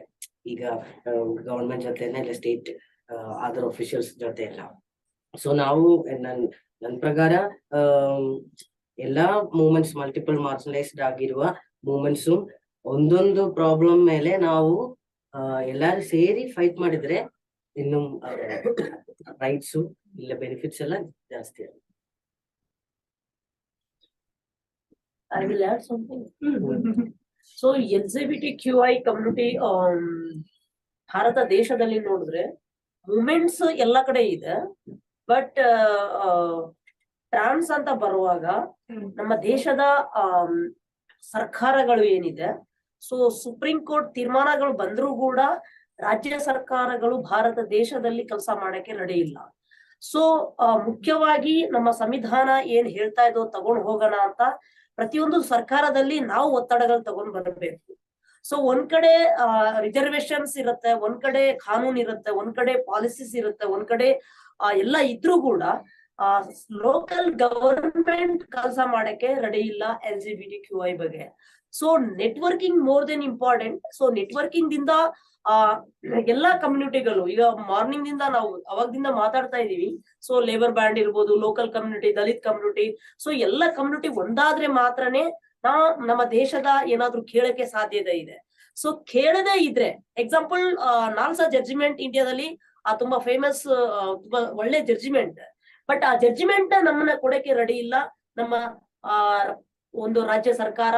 ಅದರಲ್ಲಿ ಏನಿದೆ ಮಿನಿಮಮ್ ಡಿಸಬಿಲಿಟಿ ಕಣ್ಣಿಗೆ ಕಾಣಿಸುತ್ತೆ, ಬಟ್ LGBTQI ಸ್ವಲ್ಪ ಜನ ಕಣ್ಣಿಗೆ ಕಾಣಿಸಲ್ಲ. ಅವ್ರ ಜೆಂಡರ್ನ ಹೇಗೆ ಐಡೆಂಟಿಫೈ ಮಾಡ್ಬೇಕಂತ ಸರ್ಕಾರ ಹೇಳಕ್ಕೆ ಅಷ್ಟು ಅವ್ರು ಐಡೆಂಟಿಫೈ ಮಾಡಕ್ಕೆ ಅವ್ರಿಗೆ ಕಾಣಿಸಲ್ಲ. ಬಟ್ ಯಾರ ಐಡೆಂಟಿಫೈ ಮಾಡ್ಬೇಕಂತ ಸರ್ಕಾರ ಹೇಳೋ ಅವಶ್ಯಕತೆ ಏನಿಲ್ಲ. ನನ್ನ ಜೆಂಡರ್ ನನ್ನ ಇಷ್ಟ, ಸೊ ನನ್ನ ಬಾಡಿ ಬಗ್ಗೆ ಮಾತಾಡೋ ಸರ್ಕಾರಕ್ಕೆ ನಾನು ಇದು ಸರಿ, ಇದು ರಾಂಗ್, ನಾನು ಹೇಗಾದ್ರೂ ಇರ್ಬೋದು. ಸೊ ಅದು ನನ್ನ ಮುಖ್ಯವಾಗಿ ಉದ್ದೇಶ. ಬಟ್ ನಮ್ಮ ದೇಶದಲ್ಲಿ ಏನಾಗ್ತಾ ಇದೆ ಅಂತ ಹೇಳಿದ್ರೆ, ಪ್ರತಿಯೊಂದು ಪ್ರೆಸೆಂಟ್ ಭಾರತ ದೇಶದಲ್ಲಿ ಬದುಕಬೇಕಾದ್ರೆ ಇಂಡಿಯಾದಲ್ಲಿ 30 to 35 ID ಕಾರ್ಡ್ಸ್ ಬೇಕು. LGBTQ ಕಾರ್ಡ್ ಬೇಕು, ಅಂಗವಿಕಲರಿಗೆ ಡಿಸಬಿಲಿಟಿಗೆ ಕಾರ್ಡ್ ಬೇಕು, ಸಾಮಾನ್ಯ ಜನರಿಗೆ ಆಧಾರ್ ಕಾರ್ಡ್ ಬೇಕು, ಡ್ರೈವಿಂಗ್ ಮಾಡಿದ್ರೆ ಡ್ರೈವಿಂಗ್ ಲೈಸೆನ್ಸ್ ಬೇಕು. ಸೊ ನಮ್ಮ ಹಕ್ಕುಗಳನ್ನ ಸರ್ಕಾರ ಮುಂದೆ ಪ್ರತಿಯೊಂದು ಕಾರ್ಡ್ ಮುಖಾಂತರ ನಮ್ಮ ಜೀವನನ, ಪ್ರತಿ ತಿಂಗಳು ರೇಷನ್ ಕಾರ್ಡ್ ಇಲ್ಲ ಅಂದ್ರೆ ರೇಷನ್ ಕೊಡಲ್ಲ ನಮ್ಮ ದೇಶದಲ್ಲಿ. ಸೊ ಅಂತ ಸ್ಥಿತಿಗತಿಯಲ್ಲಿ ನಾವಿರೋದು. ಸೇಮ್ ಟೈಮ್ LGBTQI ಬಗ್ಗೆ ಅವ್ರ ನಿರ್ಧಾರಗಳ ತಗೊಳ್ಳೋದು, ಇದೆಲ್ಲ ತಗೋಬೇಕಂದ್ರೆ ಸಾಮಾನ್ಯ ಜನಕ್ಕಂತ ಹೆಚ್ಚಾಗಿ ಸಮಸ್ಯೆದಲ್ಲಿ ಇರೋದು ಇವತ್ತು ನಮ್ಮ ಕಮ್ಯುನಿಟಿ ಅಂತ ಹೇಳಕ್ಕೆ ಇಷ್ಟಪಡ್ತಾ ಇದ್ದೀನಿ.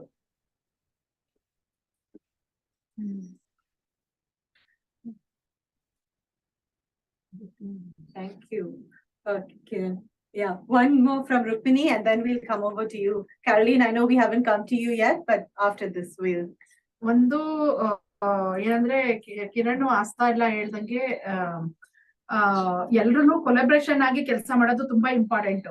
ಇದು ನನ್ಗೆ ಎಕ್ಸ್ಪೀರಿಯನ್ಸ್ ಆಗಿದೆ. 2006 ಅಲ್ಲಿ ನನ್ನ ಗಾರ್ಮೆಂಟ್ ಫ್ಯಾಕ್ಟರಿಯಿಂದ ಯೂನಿಯನ್ ಆಕ್ಟಿವಿಟಿಲಿ ಸ್ಟ್ರಾಂಗ್ ಆಗಿದ್ದೀನಿ ಅಂತ ಹೇಳಿ ಸಸ್ಪೆಂಡ್ ಮಾಡಿದಾಗ ನನ್ಗೆ ಅವತ್ತು ಟ್ರಾನ್ಸ್ಜೆಂಡರ್ ಜಾಸ್ತಿ ಸಪೋರ್ಟ್ ಸಿಕ್ಕಿದ್ದು. ನನ್ಗೆ ಪ್ರೊಟೆಸ್ಟ್ ಮಾಡುವಾಗ ಫ್ರಂಟ್ ಆಫ್ ಫ್ಯಾಕ್ಟರಿ ಹತ್ರ ವರ್ಕರ್ಸ್ ಯಾರು ನಿಂತ್ಕೊಂಡಿಲ್ಲ. ಸುಮಾರು 150-200 ಜನ ಸೆಕ್ಸ್ ವರ್ಕರ್ ಮತ್ತೆ ಟ್ರಾನ್ಸ್ಜೆಂಡರ್ ನನ್ಗೆ ಸಪೋರ್ಟ್ ಮಾಡಿದ್ದಾರೆ. ಅದೇ ತರ ಟ್ರಾನ್ಸ್ಜೆಂಡರ್ದು ಸಮಸ್ಯೆಗಳಾದಾಗ ಸಾಕಷ್ಟು ಬೆಂಬಲವನ್ನ ನಾವು ಕೊಟ್ಟಿದೀವಿ. ಸುಮಾರು ಇದರಲ್ಲಿ ಬೆಂಬಲವನ್ನ ಕೊಟ್ಟಿದೀವಿ. ಇದು ತುಂಬಾ ಇಂಪಾರ್ಟೆಂಟ್. ಜೊತೆಗೆ ಬರೀ ದೇಶದೊಳಗಡೆ ಅಲ್ಲ, ನಾವು ಅಂತಾರಾಷ್ಟ್ರೀಯ ಮಟ್ಟದಲ್ಲಿ ಇವಾಗ ಏನು ನಾವು ಡಿಸ್ಕಷನ್ ಮಾಡ್ತಾ ಇದೀವೋ ಆ ತರದ್ದು ಒಂದು ಸಾಲಿಡಾರಿಟಿ, ಸ್ಟ್ರಾಂಗ್ ಸಾಲಿಡಾರಿಟಿನ ಬಿಲ್ಡ್ ಮಾಡ್ಬೇಕಾಗಿದೆ. ಅವಾಗ ಮಾತ್ರ ಒಂದು ಚೇಂಜಸ್ ನ ತರಕ್ಕೆ ಸರ್ಕಾರದ ಮೇಲೆ ಒತ್ತಡ ತರಬೇಕಂದ್ರೆ ಬೇರೆ ದೇಶಗಳನ್ನು ಈ ದೇಶದ ಬಗ್ಗೆ ಅವೇರ್ನೆಸ್ ಇರ್ಬೇಕು. ಇಲ್ಲಿ ಈ ದೇಶದಲ್ಲಿ ಏನಾಗ್ತಿದೆ, ಬೇರೆ ದೇಶದಲ್ಲಿ ಏನಾಗ್ತಿದೆ ಅಂತ ನಾವು ಅರ್ಥ ಮಾಡ್ಕೊಂಡಾಗ ಮಾತ್ರ ಆ ಪ್ರೆಸರ್ ನ ಕ್ರಿಯೇಟ್ ಮಾಡಿ ಒಂದು ಚೇಂಜಸ್ ನ ತರಕ್ಕೆ ಸಾಧ್ಯ ಆಗೋದು. ಇಲ್ದಿದ್ರೆ ಎಲ್ಲಾ ದೇಶದ ಸರ್ಕಾರಗಳು ಇವತ್ತು ರೈಟ್ ವಿಂಗ್ ಆಗಿ ಯೋಚನೆ ಮಾಡ್ತಾ ಇದ್ದಾರೆ. ಎಲ್ಲಾ ಕಡೆನೂ ಬಲ ಚಿಂತನೆಗಳನ್ನ ಮಾಡುವಂಥದ್ದು, ಕಾರ್ಮಿಕರು ಎಲ್ಲಾ ಕಡೆಯಿಂದಲೂ ಮೂಲೆ ಗುಂಪು ಮಾಡುವಂಥದ್ದು, ಕಾರ್ಮಿಕರಾಗಿರ್ಬೋದು, ಮಹಿಳೆಯರಾಗಿರ್ಬೋದು, ಟ್ರಾನ್ಸ್ಜೆಂಡರ್ ಆಗಿರ್ಬೋದು, ಅಂಗವಿಕಲರಾಗಿರ್ಬೋದು, ಎಲ್ರೂನು ಇವತ್ತು ಒಂದು ಮೂಲೆ ಗುಂಪಾಗ್ತಾ ಇದ್ದಾರೆ. ಯಾರು ಹಾಳುವ ವರ್ಗ ಯಾರಿದ್ದಾರೆ, ಬಂಡವಾಳಶಾಹಿಗಳು ಯಾರಿದ್ದಾರೆ, ಅವರ ಕೈಗೊಂಬೆ ಆಗಿ ಸರ್ಕಾರಗಳು ಆಟ ಆಡ್ತಾ ಇದ್ದಾರೆ. ಹಂಗಾಗಿ ನಾವು ನ್ಯಾಷನಲ್ ಇಂಟರ್ನ್ಯಾಷನಲ್ ಅಲ್ಲಿ ಸ್ಟ್ರಾಂಗ್ ಸಾಲಿಡಾರಿಟಿನ ಬಿಲ್ಡ್ ಮಾಡೋದು ಇವತ್ತು ತುಂಬಾ ಅವಶ್ಯಕತೆ ಇದೆ. ಮತ್ತೆ ಹೋರಾಟಗಳನ್ನು ಸ್ಟ್ರಾಂಗ್ ಆಗಿ ಆಗ್ಬೇಕು ಅನ್ನುವಂಥದ್ದು ತುಂಬಾ ಇಂಪಾರ್ಟೆಂಟ್ ಆಗಿದೆ ಈ ಒಂದು ಇದರಲ್ಲಿ. Thank you. One second. Thank you, Rukmini. Just one, before Radha, you go ahead, I'm going to invite Caroline. We've had a lot of discussion here about showing up for each other in different spaces. And I'm sure you have a lot of lessons from your work, which you can also share. Also thinking forward about this question of solidarity, who shows up for who. And how and why. So we would love to hear a little bit of your reflection. You've had the privilege to listen to the whole discussion and weigh in on your reflection. So we would love to hear your thoughts, having heard all of these multiple different movements and multiple different intersectionalities. So over to you, Kathy. Thank you very much. And I'm so happy that I've been the last person to have listened everything from everybody. And it's so correlating because all the works and the struggles that we do as communities, they depend on each other's person. So it is a good discussion that most of the works that we do as a collective and looking at the challenges that we face as the sex workers, as the challenges are faced by other women, only that it's on a different way of how people view things, how the society wants to understand. So they look at sex workers as the promoters of the pandemic, as the people who are so evil and sinners than other women. But we face the same challenges, despite the fact that sex work in Kenya is criminalized, and the criminalization is not even very clear on what is really criminalized, because the legal framework and the criminalization of the penal code, what they speak, are two different things. So we as the sex workers also face the challenges of recognition by the labor rights, inclusion into other women's movement spaces. And you will find that when we have the space to come together, share ideas, not looking at my profession or my career, we share the same challenges that are there. We have also been experiencing a lot of transactional bargain vulnerability, because sex work is an exchange. And there are people who would say that because they are criminalized, they're not supposed to be paid. The same thing that is happening to a married woman at home, that you have to be submissive, offer everything, including sex, without anybody, without you having the power to say no.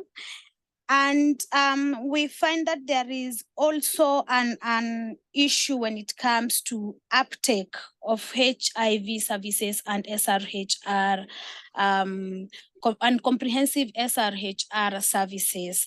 This is because that as much as we are sex workers, we also want to access to other commodities beyond condoms. We also have a right to choose that I'm a sex worker. I'm not only, I cannot only be given a choice that this is the type of contraception that you're supposed to have, but I need to be informed and make a decision of the contraception of my choice that I need to have. From all these learnings is that as a movement, we started working with other organizations and creating allies, bringing people together. Because the criminalization part, and there are also other policies that speak, that need the voices of the communities and how we can work together. We bring the social justice movement together because this is an area where we are also suffering as the sex workers. We create awareness to the law enforcement agencies. As we all know, this is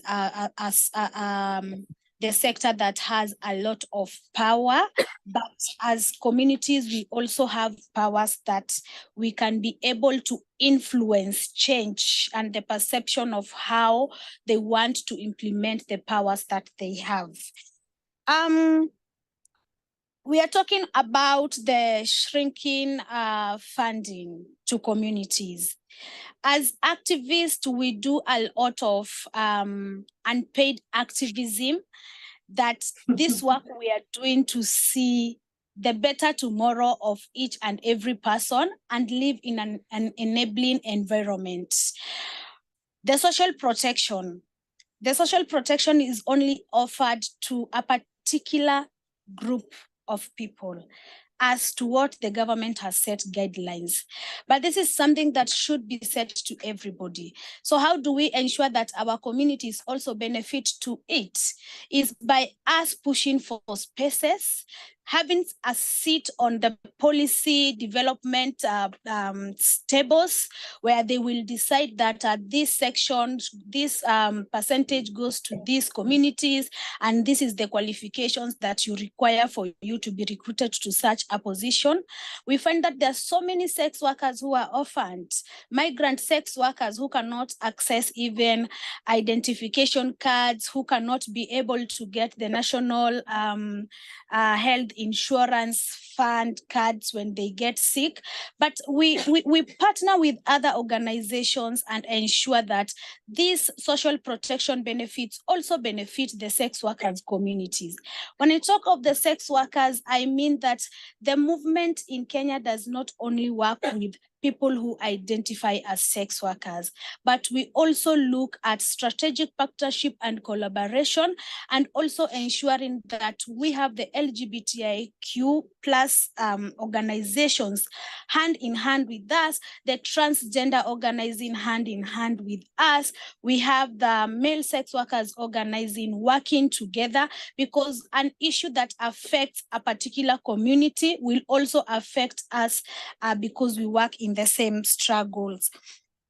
Again, what do we do to, what have we done to learn on how to coexist with other people? In a decade's time, it has been very hard for people to delete the word prostitute into their mouths. And everybody would refer to sex workers as prostitutes and will call names and so many other things. But with a lot of sensitization and awareness creation, as the sex workers movement, we have ensured that the movement is talking about sex workers' work as any other work, that it should be respected. The sex worker should be dignified and protected. And by this, we create spaces. Even when we are not needed in a space, we will find ourselves there. The biggest influencers are the media. How do we get everybody's ear to listen to us, whether they like it or not? We have the media. Get to the media, talk about the benefits of protecting the sex workers' rights, of ensuring that the sex workers access to services, and it will get to everybody's ear. And if the media reports positively, then that is a plus to us. So we do this a lot of sensitizations and ensure that we also have radio talk shows, we have TV interviews, and bring the positive sides of sex workers to paint off the other side that people see the communities as. On the social protection, again, we have work that has been given out to people through the government offices. The county, the Kenyan devolved structure creates work, some work departments for the young, for the youth, for women, for the old benefits. And these are spaces that we come in as citizens of Kenya, but not as a sex worker. Because if the work is for a Kenyan citizen, then I am entitled to have that work. So these are places that we are taking up, and while taking these places up through the empowerment that we give to the sex workers, ensuring that they understand the power dynamics from the smallest stakeholders to the biggest stakeholders, we influence change. Thank you, Caroline. You've really touched on so many issues. Yeah, please. Duha wants to respond to that as well. Thank you so much for sharing insights, especially on the fact when you say that that you're building allyships between movements. And I would like to just emphasize intersectionality and unity between movements right now. Back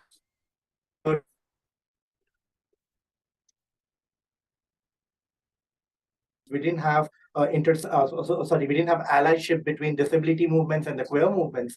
All movements operated a lot separately and independent from each other. But in 2023, we see that all these movements are codependent on each other because our issues are quite resonating. We are siblings in the movement. Our issues are very similar to what we encounter on everyday basis. So that kind of reminded me of this phrase that says that there is no liberation for us without the liberation for all of us. So keeping that in mind, it's important that we show up for other movements as well. So this is a request for people who are listening to this live stream as well. If there are issues that do not concern your rights, but it concerns the rights of other people, please show up to those movements, show up your solidarity, show up the corporate agenda that you keep talking about in your diversity and inclusion programs. Show up for the betterment of other people in the community that you think exists but does not exist. As importantly, for the LGBTQIA movement, we know this for a fact that when there are anti-trans legislations, anti-intersex legislations, we see a very minimal commitment and attendance from the gay community, from the lesbian community, from the bisexual community, and people in very few numbers show up when the rights of queer community is limited to a certain identity or gender. And it is saddening that that we are so selective and biased in who gets to access what and who gets to access as basics as needs such as toilets or gender affirming care. So it's an observation that I'm trying to put forward, is that it's 2023. We need solidarity within our movements. We need allyship in our movements. And please show up for movements, especially if you have the resources and especially if you have the social visible security that requires to showing up for movements. Yeah, thank you. Just make sure you have your headsets on, because Kiran would like to intervene as well. But ಏನಾಗ್ತಾ ಇದೆ ಅಂತ ಹೇಳಿದ್ರೆ ಈ platforms ಏನಾಗ್ತಾ ಇದೆಯೋ ನಾವು ಮಾತಾಡ್ಬೇಕು ಅಂತ ಅನ್ಕೋತಾ ಇದೀವಿ. ಬಟ್ ಆಕ್ಟಿವಿಸ್ಟ್ ಯಾರಿದ್ರು ಅವ್ರು ಮಾತ್ರ ಮಾತಾಡ್ತಾರೆ. ಸೊ ಸಮುದಾಯ ಕೆಳಗಡೆ ಸಮುದಾಯವ್ರ ಮುಂದೆ ಬಂದು ಮಾತಾಡೋದು ತುಂಬಾ ಇನ್ನೂ ಕಷ್ಟ ಇದೆ. ಯಾಕೆ ಅಂತ ಹೇಳಕ್ಕೆ ಇಷ್ಟಪಡ್ತಾ ಇದೀನಿ ಅಂದ್ರೆ, ಈಗ ನಾನು ಟ್ರಾನ್ಸ್ ಅಂಡ್ ಡಿಸಬಿಲಿಟಿ, ಸೊ ಎರಡೂ ಪ್ಲಾಟ್ಫಾರ್ಮ್ ನ ತಗೊಂಡ್ ಹೋಗ್ಬೇಕಾದ ರೆಸ್ಪಾನ್ಸಿಬಿಲಿಟಿ ನನಗಿದೆ. ಯಾಕಂದ್ರೆ ಎಲ್ಲಾ ಸಮುದಾಯವ್ರ ಮುಂದೆ ಬಂದು ಮಾತಾಡ್ತಾರೆ ಅನ್ನೋದು ಗ್ಯಾರಂಟಿ ಇಲ್ಲ ನಮ್ಮ ದೇಶದಲ್ಲಿ. ಯಾಕೆ ಅಂತ ಹೇಳಿದ್ರೆ, ಟ್ರಾನ್ಸ್ ಹೋರಾಟ ನಡೆಯುವಾಗ ಡಿಸಬಿಲಿಟಿ ಇಶ್ಯೂ ಮಾತಾಡಲ್ಲ, ಡಿಸಬಿಲಿಟಿ ಇಶ್ಯೂ ನಡೆಯುವಾಗ ಟ್ರಾನ್ಸ್ ಇಶ್ಯೂ ಮಾತಾಡಲ್ಲ. ಸೊ ಪ್ಲಾಟ್ಫಾರ್ಮ್ ತುಂಬಾ ಕ್ರೆಡಿಟ್ ಮಾಡಿದ್ರು ಕೂಡ ಇಶ್ಯೂಸ್ ಯಾವ ಇಶ್ಯೂ ಬಗ್ಗೆ ಮಾತಾಡ್ತಾ ಇದೆ ಅದನ್ನ ಮಾತ್ರ ತಗೊಂಡು ಹೋಗ್ತಾ ಇದೆ. ಸೊ ಫಸ್ಟ್ ಟೈಮ್ ಈಗ ನಾವು ಏನು ನಿನ್ನೆದಿಂದ ಈ ಪ್ಲಾಟ್ಫಾರ್ಮ್ ಅಲ್ಲಿ ಟ್ರಾನ್ಸ್, ದಲಿತ್, ಗಾರ್ಮೆಂಟ್ ಸೆಕ್ಟರ್ಸ್, LGBTQI ಎಲ್ಲರನ್ನ ತಗೊಂಡು ಏನ್ ಮಾತಾಡ್ತಾ ಇದ್ವೋ ಈ ಪ್ಲಾಟ್ಫಾರ್ಮ್ ತುಂಬಾ ಕಡೆ ಇಂಡಿಯಾದಲ್ಲಿ ನಡೀತಾ ಇಲ್ಲ. ಯಾಕಂತ ಹೇಳಿದ್ರೆ ಎಕ್ಸಾಕ್ಟ್ಲಿ ಅವ್ರಿಗೆ ಯಾವ ಟಾಪಿಕ್ ಬೇಕು, ಯಾವ ಇಶ್ಯೂ ಬೇಕು ಅಂತ ತಗೊಂಡು ಮಾತ್ರ ಹೋಗ್ತಾರೆ. ಸೊ ನನ್ನ ಫಾರ್ ಎಕ್ಸಾಂಪಲ್ ನನ್ನ ರೋಲ್ಸ್, ನಾನು ಈ ಯಾವ ಪ್ಲಾಟ್ಫಾರ್ಮ್ ನಲ್ಲಿ ನಾನು ಡಿಸಬಿಲಿಟಿ ಬಗ್ಗೆ ಮಾತಾಡ್ಬೇಕಂದ್ರೆ ಅಷ್ಟು ಮಾತ್ರ ಮಾತಾಡಕ್ಕೆ ಮಾತ್ರ ಅವರು ಪ್ಲಾಟ್ಫಾರ್ಮ್ ನ ಓಪನ್ ಮಾಡ್ತಾರೆ.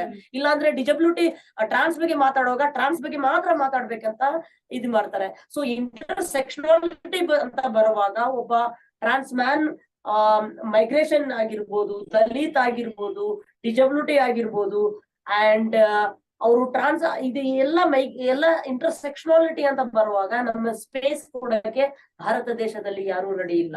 ಯಾಕಂತ ಹೇಳಿದ್ರೆ ನೀನು ಸೆಕ್ಸ್ ವರ್ಕರ್ ಬಗ್ಗೆ ಮಾತ್ರ ಮಾತಾಡಿ, ನೀನು ಹೆಣ್ಣು ಬಗ್ಗೆ ಸಮಸ್ಯೆ ಬಗ್ಗೆ ಮಾತ್ರ ಮಾತಾಡಿ, ನೀನು ಟ್ರಾನ್ಸ್ ಅಂದ್ರೆ ಟ್ರಾನ್ಸ್ ಬಗ್ಗೆ ಮಾತ್ರ ಮಾತಾಡಿ ಅಂತ ಹೇಳುವಾಗ ಎಲ್ಲೋ ಒಂದ್ ಕಡೆ ಈ ನಾವು ಹೋರಾಟಗಾರರು ಮಾತ್ರ ನಾವು ಮಾತಾಡಿದ್ರೆ ಸಾಕಾಗಲ್ಲ. ಎಲ್ಲರೂ ಮಾತಾಡಿದ್ರೇನೆ, ಕಮ್ಯುನಿಟಿ ಮಾತಾಡಿದ್ರೆ ಇವತ್ತು ವಾಯ್ಸ್ ಬರಕ್ ಆಗತ್ತೆ.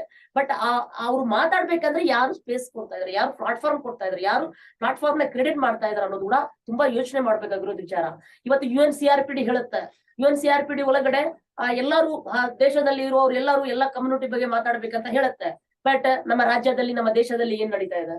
ಸೊ ಪ್ಲಾಟ್ಫಾರ್ಮ್ ಯಾರು ಓಪನ್ ಮಾಡಿ ಕೊಡ್ತಾ ಇದಾರೆ ಅನ್ನೋದು ಕೂಡ ತುಂಬಾ ಮುಖ್ಯವಾದ ವಿಚಾರ. ಯಾಕಂದ್ರೆ ನಾನು ಅನುಭವದಲ್ಲಿ ಇದೀನಿ. ಇಂಡಿಯಾದಲ್ಲಿ ಹತ್ರ ಬೇಡ ಅಂದ್ರೂ 1000 ಪೀಪಲ್ ಮೇಲೆ ಇದಾರೆ ಟ್ರಾನ್ಸ್ ಅಂಡ್ ಡಿಸಬಿಲಿಟಿ ಅವರು. ಇವತ್ತು ಔಟ್ಸೈಡ್ ಬರಕ್ಕೆ ಪ್ಲಾಟ್ಫಾರ್ಮ್ಸ್ ಇಲ್ಲ, ತುಂಬಾ ಜನ ಔಟ್ಸೈಡ್ ಬರ್ತಾ ಇಲ್ಲ. ಕಾರಣ ಇದೆ, ಎಲ್ಲಿ ಮಾತಾಡ್ಬೇಕು, ಓಪನ್ ಆದ್ರೆ ನಮ್ಗೆ ಸಪೋರ್ಟ್ ಸಿಕ್ಕತ್ತಾ ಇಲ್ಲ ಅನ್ನೋದು ಒಂದು ಭಯದಿಂದ ಇವತ್ತು ಎಷ್ಟೋ ಜನ ಕಮ್ಯುನಿಟಿ ಟ್ರಾನ್ಸ್ ಅಂಡ್ ಡಿಸಬಿಲಿಟಿ ಒಳಗಡೆನೆ ಇದಾರೆ ಅನ್ನೋದು ಒಂದು ವಿಷಯನ ಜ್ಞಾಪಕ ಮಾಡಿಸ್ತಾ ಇದೀನಿ. Thank you, Kiran. Oh, sorry. I'll just go to Radha because Radha, you also wanted to say something. So over to you, Radha. So ನಾನ್ ಹೇಳೋದ್ರಲ್ಲಿ ಅರ್ಧ ಅವ್ರು ಕವರ್ ಮಾಡಿದ್ದಾರೆ. ನಂದು ಅದೇ ಪಾಯಿಂಟ್ ಇತ್ತು. ನಾವು ಆಕ್ಟಿವಿಸ್ಟ್ ಆಗಿ ಅಂಡ್ ಆರ್ಗನೈಸೇಷನ್ ಆಗ್ಲಿ ಅಥವಾ ವರ್ಕರ್ಸ್ ಮೂವ್ಮೆಂಟ್ ಆಗ್ಲಿ ನಾವ್ ಯಾವಾಗ್ಲೂ ಯಾವ್ದೋ ಒಂದು ಕ್ರೈಸಿಸ್ಗೋಸ್ಕರ ವೆಯ್ಟ್ ಮಾಡ್ತಿದೀವಿ ಅನ್ಸುತ್ತೆ. ಈಗ ಲೈಕ್ ರೋಹಿತ್ ವೇಮುಲ ಆದ್ಮೇಲೆ ಮೊನ್ನೆ ಒಂದು ದಲಿತ್ ಸ್ಟೂಡೆಂಟ್ಸ್ ಆತ್ಮಹತ್ಯೆ ಆಯ್ತು. ಅದಾದ್ಮೇಲೆ ಅಷ್ಟೇ ನಾವು ಕಾಸ್ಟ್ ಡಿಸ್ಕ್ರಿಮಿನೇಷನ್ ಬಗ್ಗೆ ಮತ್ತೆ ಧ್ವನಿ ಎತ್ತಾ ಇದೀವಿ. ಮತ್ತೆ ಯಾವ್ದೋ ಒಂದು ಪ್ಲಾಟ್ಫಾರ್ಮ್ ಸಿಗತ್ತಾ, ಯಾವ್ದೋ ನಾವು ಹೋರಾಟ ಮಾಡ್ತಿದೀವಾ ಅದ್ರ ಬಗ್ಗೆ ಯೋಚನೆ ಮಾಡ್ತೀವಿ. ಎರಡನೇದಾಗಿ ನಾವ್ ಯಾವ್ದೇ ಹೋರಾಟ ಮಾಡಿದಾಗ ಮತ್ತೆ ನಾವು ಪದೇ ಅದೇ ಆಕ್ಟಿವಿಸ್ಟ್ಗಳು ಅದ್ರ ಬಗ್ಗೆ ಯಾರಿಗ ಅರಿವಿದೆ ಅವ್ರನ್ನ ಮಾತ್ರ ನಾವು ತಲುಪ್ತಾ ಇದೀವಿ. ಲೈಕ್ ಇವ್ರು ಹೇಳ್ದಾಗೆ ನಮ್ ಕಮ್ಯುನಿಟಿನಲ್ಲಿ ಯಾವ್ದೋ ನನ್ ಲಿಂಗದ ಬಗ್ಗೆ ನಾನು ಓಪನ್ ಆಗಿ ಹೇಳ್ಕೊಳ್ಬೇಕಾದ್ರೆ ಸೊ ಯಾರ್ ಸಪೋರ್ಟ್ ಸಿಗ್ತಾ ಇದೆ? ಅವ್ರ ಮನೆಯಲ್ಲಿ ಫಸ್ಟ್ ಆಫ್ ಆಲ್ ನಂಗಿಲ್ಲ, ನಾನು ಈ ಜೆಂಡರ್ ಇಂದ ಈ ಜೆಂಡರ್ ಆಗ್ತಿದ್ದೀನಿ, ನನ್ನ ಏನೋ ಚೇಂಜಸ್ ಆಗ್ತಿದೆ ಅನ್ನೋದಕ್ಕೆ ಫಸ್ಟ್ ಆಫ್ ಆಲ್ ಅವ್ರಿಗೆ ಅರಿವಿಲ್ಲ. ನಮ್ದು ಯಾವ್ದೇ ಸ್ಕೂಲ್ ಅಲ್ಲಿ ನಮ್ಗೆ ಸೆಕ್ಸ್ ಬಗ್ಗೆ ಯಾವ್ದೇ ಎಜುಕೇಶನ್ ಆಗ್ತಿಲ್ಲ, ಮನೇಲಿ ಯಾರ್ದೇ ಬಗ್ಗೆ ಮಾತಾಡಕ್ ಸಾಧ್ಯನೇ ಆಗ್ತಿಲ್ಲ. ಸೊ ಹಾಗಿದ್ದಾಗ ನಾವ್ ಯಾವ್ದೋ ಆರ್ಗನೈಸೇಷನ್ ಆಗಿ ಹೋಗ್ಬಿಟ್ಟು ನಾವು ಗ್ರೌಂಡ್ ಲೆವೆಲ್ ಅಲ್ಲಿ ಕೆಲಸ ಮಾಡೋದು ತುಂಬಾ ಇಂಪಾರ್ಟೆಂಟ್ ಅಂತ ನಂಗೆ ಅನ್ಸುತ್ತೆ. ಆಸ್ ಎ ವರ್ಕರ್ ಆಗಿ, ಆಸ್ ಎ ವಿಮೆನ್ ಆಗಿ, ಆಸ್ ಎ ಟ್ರಾನ್ಸ್ಜೆಂಡರ್ ಆಗಿ, ಟ್ರಾನ್ಸ್ ವಿಮೆನ್ ಆಗಿ ನಾನು ಎಲ್ಲಿ ಹೋಗಿ ಮಾತಾಡ್ಲಿಕ್ಕೆ ಸಾಧ್ಯ, ಎಲ್ಲಿ ಸ್ಪೇಸ್ ಸಿಗತ್ತೆ ಅಂತ. ಸೊ ನಾವು ತುಂಬಾ ಓದಿರೋರು ಅಥವಾ ಆಕ್ಟಿವಿಸ್ಟ್ ಆಗಿರೋರ್ ಮತ್ತ ಮಾತಾಡ್ತಾ ಹೋದ್ರೆ ಈ ಬದಲಾವಣೆ ಸಾಧ್ಯ ಇಲ್ಲ ಅಂತ ಅನ್ಸುತ್ತೆ. ಸೊ ಇಂಡಿಯಾದಲ್ಲಿ ಅನ್ಆರ್ಗನೈಸ್ ಸೆಕ್ಟರ್ ಅಲ್ಲಿ ಇರೋರಿಗೆ ಬಹುಪಾಲು ತುಂಬಾ ಪ್ರಾಬ್ಲಮ್ ಆಗ್ತಿದೆ. ನಮ್ ಸರ್ಕಾರ ಏನ್ ಮಾಡ್ತಿದೆ ಅಂದ್ರೆ ನಮ್ಗೆ ಡೈಲಿ ಹೊತ್ತು ಊಟ ಬೇಕು, ಆರೋಗ್ಯದ ಬೇಕು, ಮತ್ತೆ ನಾನು ಓದ್ಬೇಕು, ಶಿಕ್ಷಣ ಬೇಕು, ಅದನ್ನ ಮಾತ್ರ ಯೋಚನೆ ಮಾಡ್ಲಿಕ್ಕೆ ನಮ್ನ ಸೀಮಿತ ಆಗಿದೆ. ಅದನ್ ಬಿಟ್ಟು ನಾನು ನನ್ನ ಹಕ್ಕನ್ನ ಹೇಳಿಕ್ ಸಾಧ್ಯ ಆಗತ್ತಾ, ನನ್ ಧ್ವನಿನ ಎತ್ತಕ್ ಸಾಧ್ಯ ಆಗತ್ತಾ, ನನ್ ರೈಟ್ಸ್ ಏನ್ ಬೇಕು ಅದ್ರ ಬಗ್ಗೆ ಮಾತಾಡಕ್ ಆಗತ್ತಾ? ಇಲ್ಲ ನಾನು ಈ ಲಿಂಗದವಳಲ್ಲ, ನಾನು ಹುಡುಗ ಆಗಿ ಆಗ್ತಿದೆ, ನಾನು ಯಾರನ್ನ ಪ್ರೀತಿ ಮಾಡ್ತಾ ಇದೀನಿ, ನಾನು ಯಾರನ್ನ ಮದ್ವೆ ಮಾಡ್ತಾ ಇದೀನಿ ಅನ್ನೋದಿಕ್ಕೆ ಪ್ಲೇಸ್ ಇನ್ನ ಯೋಚನೆ ನಮ್ನ ಬಿಡ್ತಾ ಇಲ್ಲ. ಸೊ ಆಗಿನ ಸಮಯದಲ್ಲಿ ನಾವ್ ಯಾರಿಗೆ ಸ್ಪೇಸ್ ಸ್ವಲ್ಪ ಸ್ಲೋ ಆಗಿ ಓಕೆ. ಸೊ ಆತರ ಇರೋ ಸಿಚುವೇಶನ್ ಅಲ್ಲಿ ನಾವು ಯಾರಿಗ್ ಸ್ಪೇಸ್ ಕೊಡ್ತಾ ಇದೀವಿ, ಯಾರಿಂದ ಸ್ಪೇಸ್ ಪಡ್ಕೊಳ್ಳಿ ಆದ್ಮೇಲೆ ಒಂದ್ ಸೆಕೆಂಡ್ ಕನೆಕ್ಷನ್ ಸರಿಯಾಗಿಲ್ಲ. 1 ಸೆಕೆಂಡ್. ಇವಾಗ ಪ್ಲೀಸ್ ಟ್ರೈ ಅಗೇನ್. ಎಲ್ಲಿಂದ ಶುರು ಮಾಡ್ಬೇಕಂದ್ರೆ ಇಲ್ಲ ಇಲ್ಲಿ ಜಸ್ಟ್ ಕೋವಿಡ್ ಬಗ್ಗೆ ಮಾತಾಡ್ತಾ ಇದ್ದೀವಿ. ಸೊ ಕೋವಿಡ್ ಆದ್ಮೇಲೆ ಅಗೇನ್ ನಾವು ನೋಡ್ಬೇಕಾದ್ರೆ ನಾವು ಎಲ್ಲಾ ಕಮ್ಯುನಿಟಿಯಲ್ಲಿ ಹೋಗಿ ಮಾತಾಡಿದಾಗ ನಾವು ವರ್ಕರ್ ಆಗಿ ವಿಮೆನ್ಸ್ ಆಗಿ ಏನು ಪ್ರಾಬ್ಲಮ್ ಫೇಸ್ ಮಾಡ್ತಾ ಇದೀವಿ ಅದಕ್ಕಿಂತ ಬಹು ದೊಡ್ಡ ಪಾಲು ಸೆಕ್ಸ್ ವರ್ಕರ್ಸ್ ಆಗಲಿ ಟ್ರಾನ್ಸ್ ವಿಮೆನ್ಸ್ ಆಗಲಿ ಟ್ರಾನ್ಸ್ಜೆಂಡರ್ ತುಂಬಾ ಜನ ಮಾತಾಡ್ತಿದ್ರು. ಆದ್ರೆ ಅದ್ರ ಬಗ್ಗೆ ಧ್ವನಿ ಎತ್ತೋದು ಸರ್ಕಾರ ಯಾವ್ದೇ ಅವ್ರ ಯೋಜನೆಗಳಲ್ಲಿ ಇವ್ರು ಯಾರನ್ನೂ ಇನ್ಕ್ಲೂಡ್ ಮಾಡಿರ್ಲಿಲ್ಲ. ಸೊ ಅಗೇನ್ ಅದನ್ನ ಯಾರು ಧ್ವನಿ ಎತ್ತಿದ್ದಾರೆ, ಅಗೇನ್ ಅದೇ ಪೀಪಲ್ ಧ್ವನಿ ಎತ್ತಿದ್ದಾರೆ. ಸೊ ಹಾಗಿದ್ದಾಗ ಅದ್ರ ಬಗ್ಗೆ ಅರಿವಿ Okay, rather just continue, sorry, slowly. So ಅದ್ರ ಬಗ್ಗೆ ಅರಿವಿ ಮೂಡಿಸೋದು ಇಂಪಾರ್ಟೆಂಟ್ ಇರೋದ್ರಿಂದ ನಾವ್ ಎಲ್ಲಾ ಇಶ್ಯೂನು ಹೇಳಕ್ ಬಂದಿರೋದು ಕ್ರೈಸಿಸ್ ಮೇಲೆ ನಾವು ಡಿಪೆಂಡ್ ಮಾಡೋದ್ರಿಂದ ಏನು ಚೇಂಜಸ್ ಮಾಡಕ್ ಸಾಧ್ಯ ಇಲ್ಲ ಅಂತ ಅನಿಸ್ತಿದೆ. ಸೊ ಇದು ನಾವು ದಿನನಿತ್ಯ ಮೂವ್ಮೆಂಟ್ ಅಲ್ಲಿ ಹೋಗ್ಬೇಕು. ಇನ್ನ ಹೇಳ್ಬೇಕಾದ್ರೆ ಈಗ ಭಾರತ ಸರ್ಕಾರದಲ್ಲಿ ಯಾವ್ದೋ ಒಂದು ರಾಜಕೀಯ ಪಕ್ಷ ಎಲೆಕ್ಷನ್ಗೆ 5 ವರ್ಷ 10 ವರ್ಷ 20 ವರ್ಷ ಮುಂಚೆಯಿಂದಾನೇ ಯೋಜನೆ ಹಾಕೊಂಡ್ ಮಾಡ್ತಾ ಬರ್ತಾ ಇದೆ. ಸೊ ಅದಾಗಿ ಸಮಾಜದಲ್ಲಿ ನಾವ್ ಯಾವ್ದೋ ಪರಿವರ್ತನೆ ಮಾಡ್ಲಿಕ್ಕೆ ಹೊರಟಿರೋರು ಯಾಕೆ ಆತರ ಯೋಜನೆಗಳು ನಮ್ಮಲ್ಲಿ ಇಲ್ಲ, ಯಾಕೆ ಆತರ ಪ್ಲಾನಿಂಗ್ ಆಗ್ತಾ ಇಲ್ಲ ಅನ್ನೋದು ನನ್ ಪ್ರಶ್ನೆ.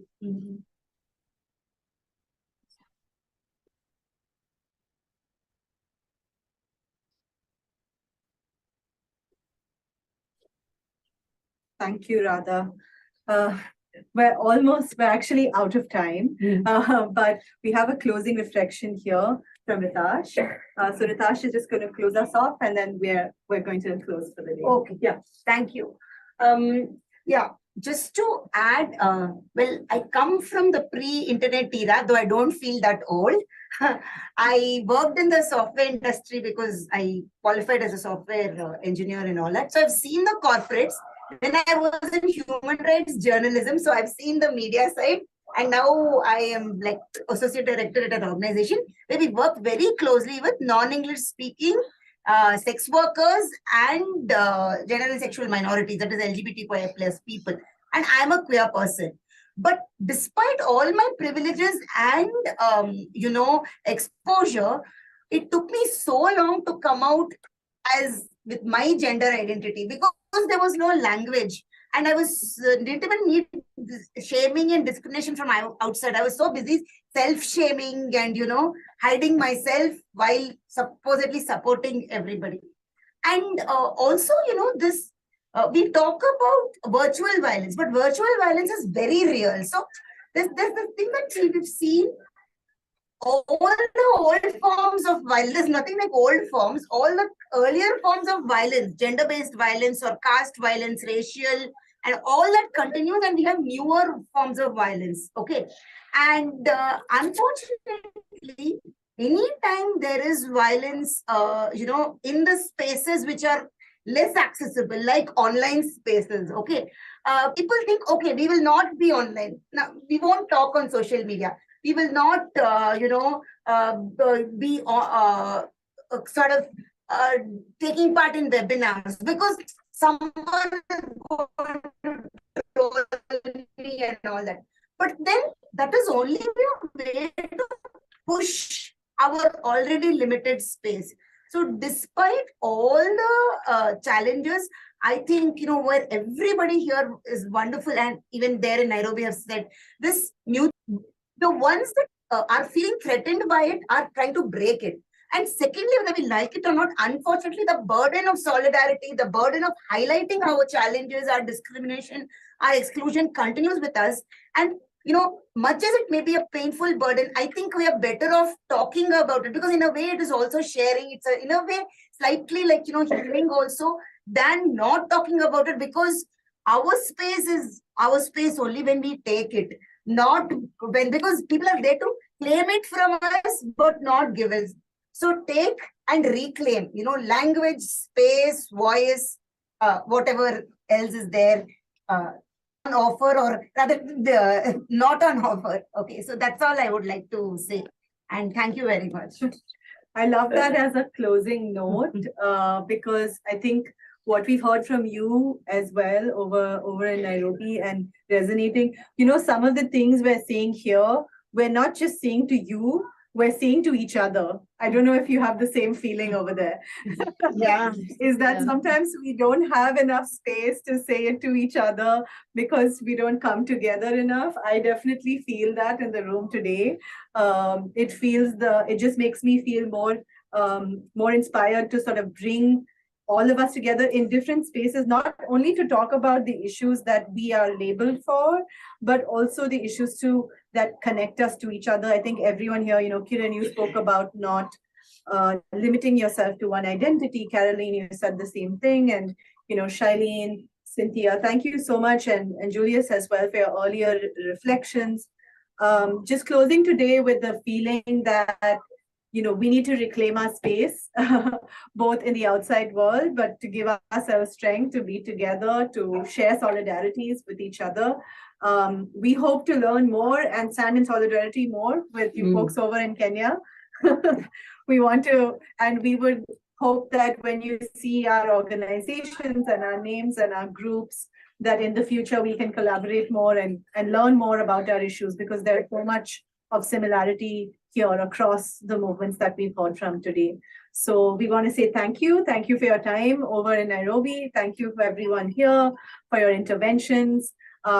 We hope this has been a useful exchange, and we would encourage you to continue this conversation through AWID or through other forums. We have all of your details. We would love to keep continuing this conversation and also building on this conversation to build solidarities and really build on the power of feminists fighting back.